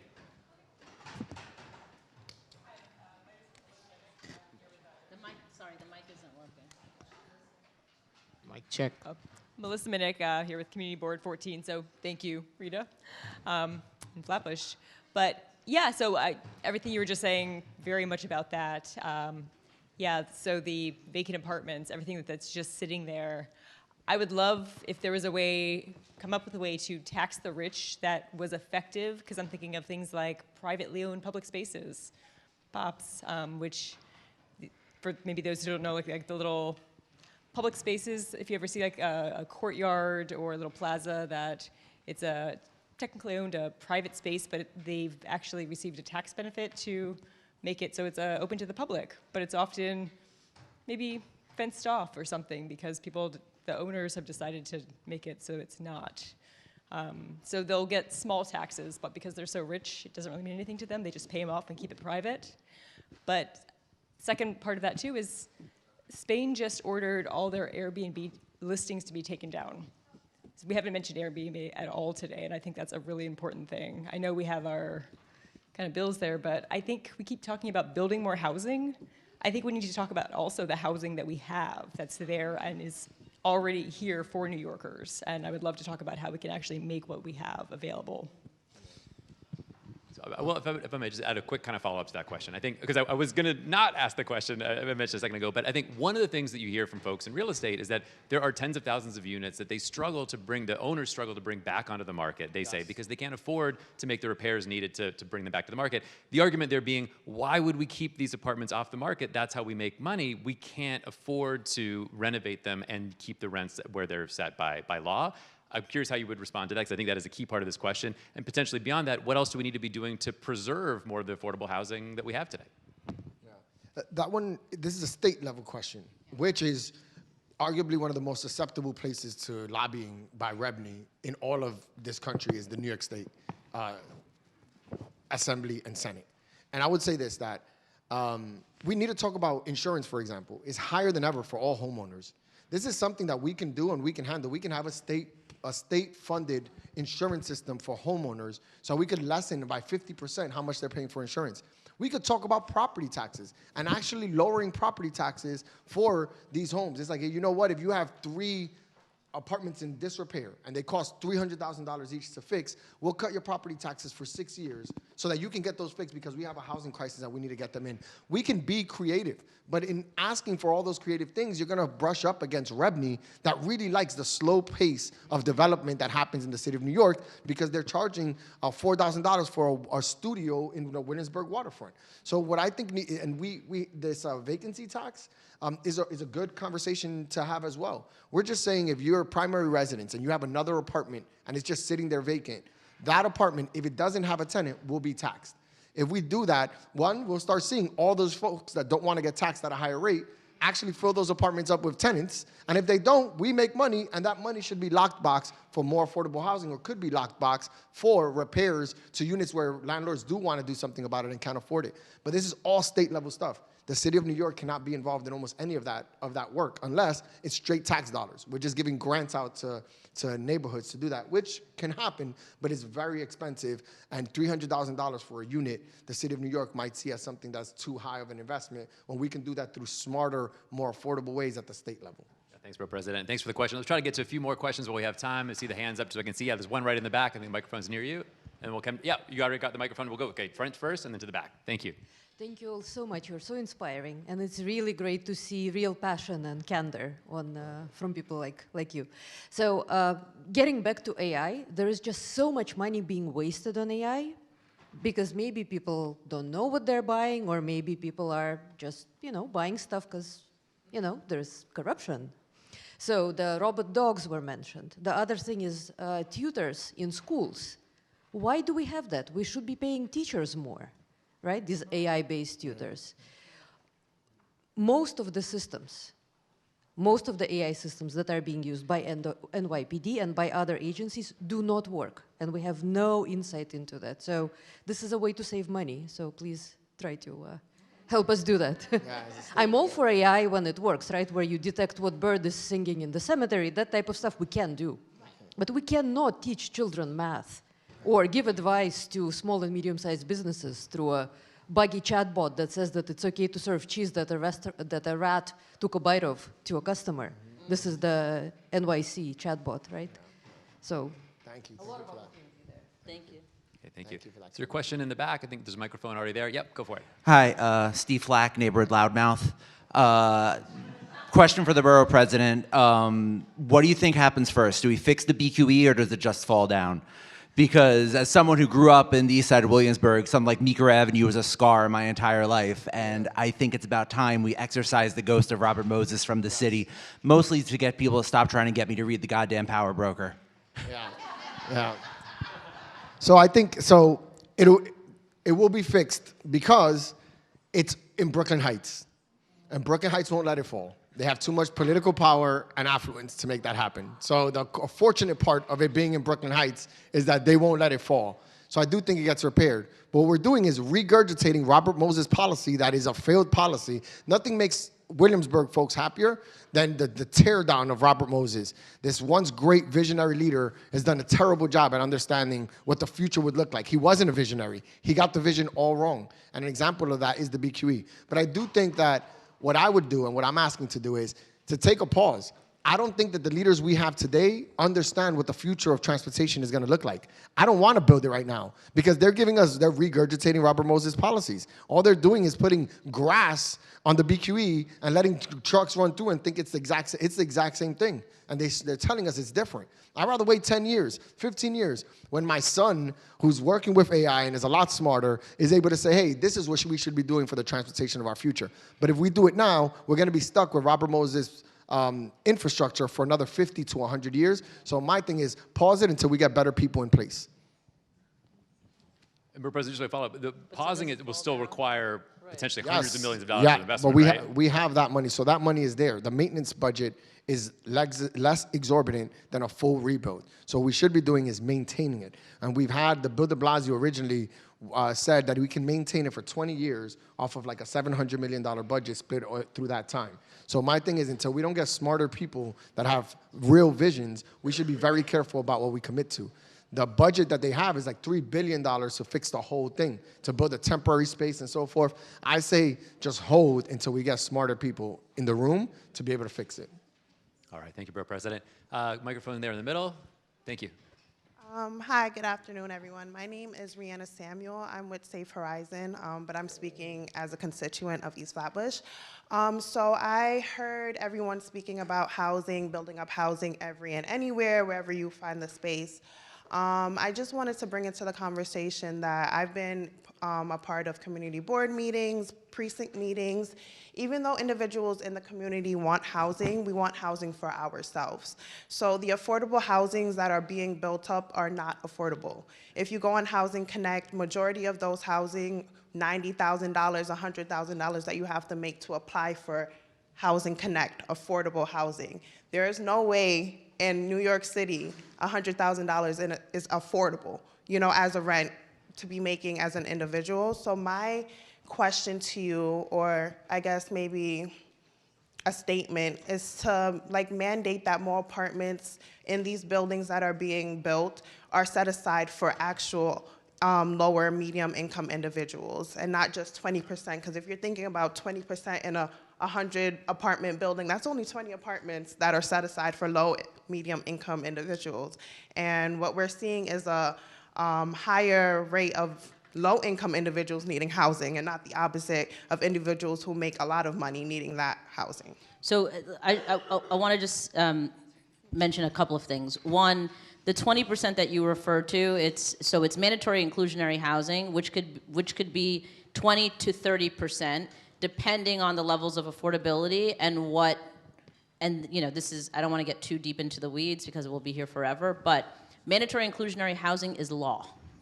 So what the law states is that you are required as a private developer, or any developer, but generally a nonprofit developer who is mission-based, mission-oriented in building affordable housing, is building 100% affordable housing with financial assistance or subsidies from the city. So mandatory inclusionary housing generally applies to private developers who own the property, who otherwise would do whatever they want. But the law states you are required to make 20 to 30% of the units affordable for lower income New Yorkers. There's three options generally. There's 20%, 25%, 30%. So we can't I mean, we could look to change the law, right? That's a very long process. But for right now, those are the options that we have. And I do want to say, I did a land use framework in my district. I'm the only council member that's done it, where we basically apply the area median income by neighborhood, as Councilmember Joseph mentioned, for all of the developments that come into our district. The other thing that we have to keep in mind is that we have everybody here in New York City. So I have a lot of constituents who come to me and they say, and to your point that you just made, I don't make little enough to qualify for the deeply affordable units. So if I'm, 30% area median income as an example, but I might be in that 80% range or the 70% range. So we have to create units that address everybody's need, because what happens is sometimes we go all the way, and this is to the borough president's point about the open dining and so many other things. Sometimes we overcorrect for something. So then everybody wants to provide only the deepest affordable units possible, and then nobody's qualifying, or not enough people are qualifying for those, and then you get people who don't qualify for those units, and then you can't have the other end where you only have the $100,000 plus units. You have to have something, a little bit of everything and something in between. The Speaker Adams, she actually is also just implementing a citywide community-led rezoning framework, basically taking what I did in my district and applying it citywide, so that every council district can then think about how do we engage community on future projects, but also how do we use the AMIs to our neighborhoods to actually create or direct us in the right direction for which type of affordable housing we should be. Just to add on, that was one of the things we use in the city of Yes, the affordability piece, which had a 40% in it. And for example, the district I represent is a huge gap, right? And where I have my communities making less than 30,000. So I just did a project in the district. I don't have a framework, but I just thought it out too. But I did the same thing. I negotiated with a developer where it starts at 30% and it goes as high as 60%. So we did a neighborhood AMI versus just the blanket, what the law says, but he was willing to work with me on that project. So that's what we did, and this project is gonna be soon in the works, but that's how we worked on it. But the city of Yes also, we came in with the affordability piece at a 40%. How about a big hand for this panel? Thank you. Also, a big hand for our elected officials and what they're doing for this borough. Thank you. Thank you. I want to thank, before everybody leaves, I want a big thank you to Valley Bank, to Link NYC, to Brooklyn Org. We couldn't have done this without them. A big thanks to all my staff at the Center for an Urban Future, to NYU Tandon. I want to thank all of you for coming today and for all you do for Brooklyn. I got to say that I'm leaving today really inspired and optimistic because of all the great ideas and all the really great innovative thinkers we have in this borough. So thank you for being here and have a great day.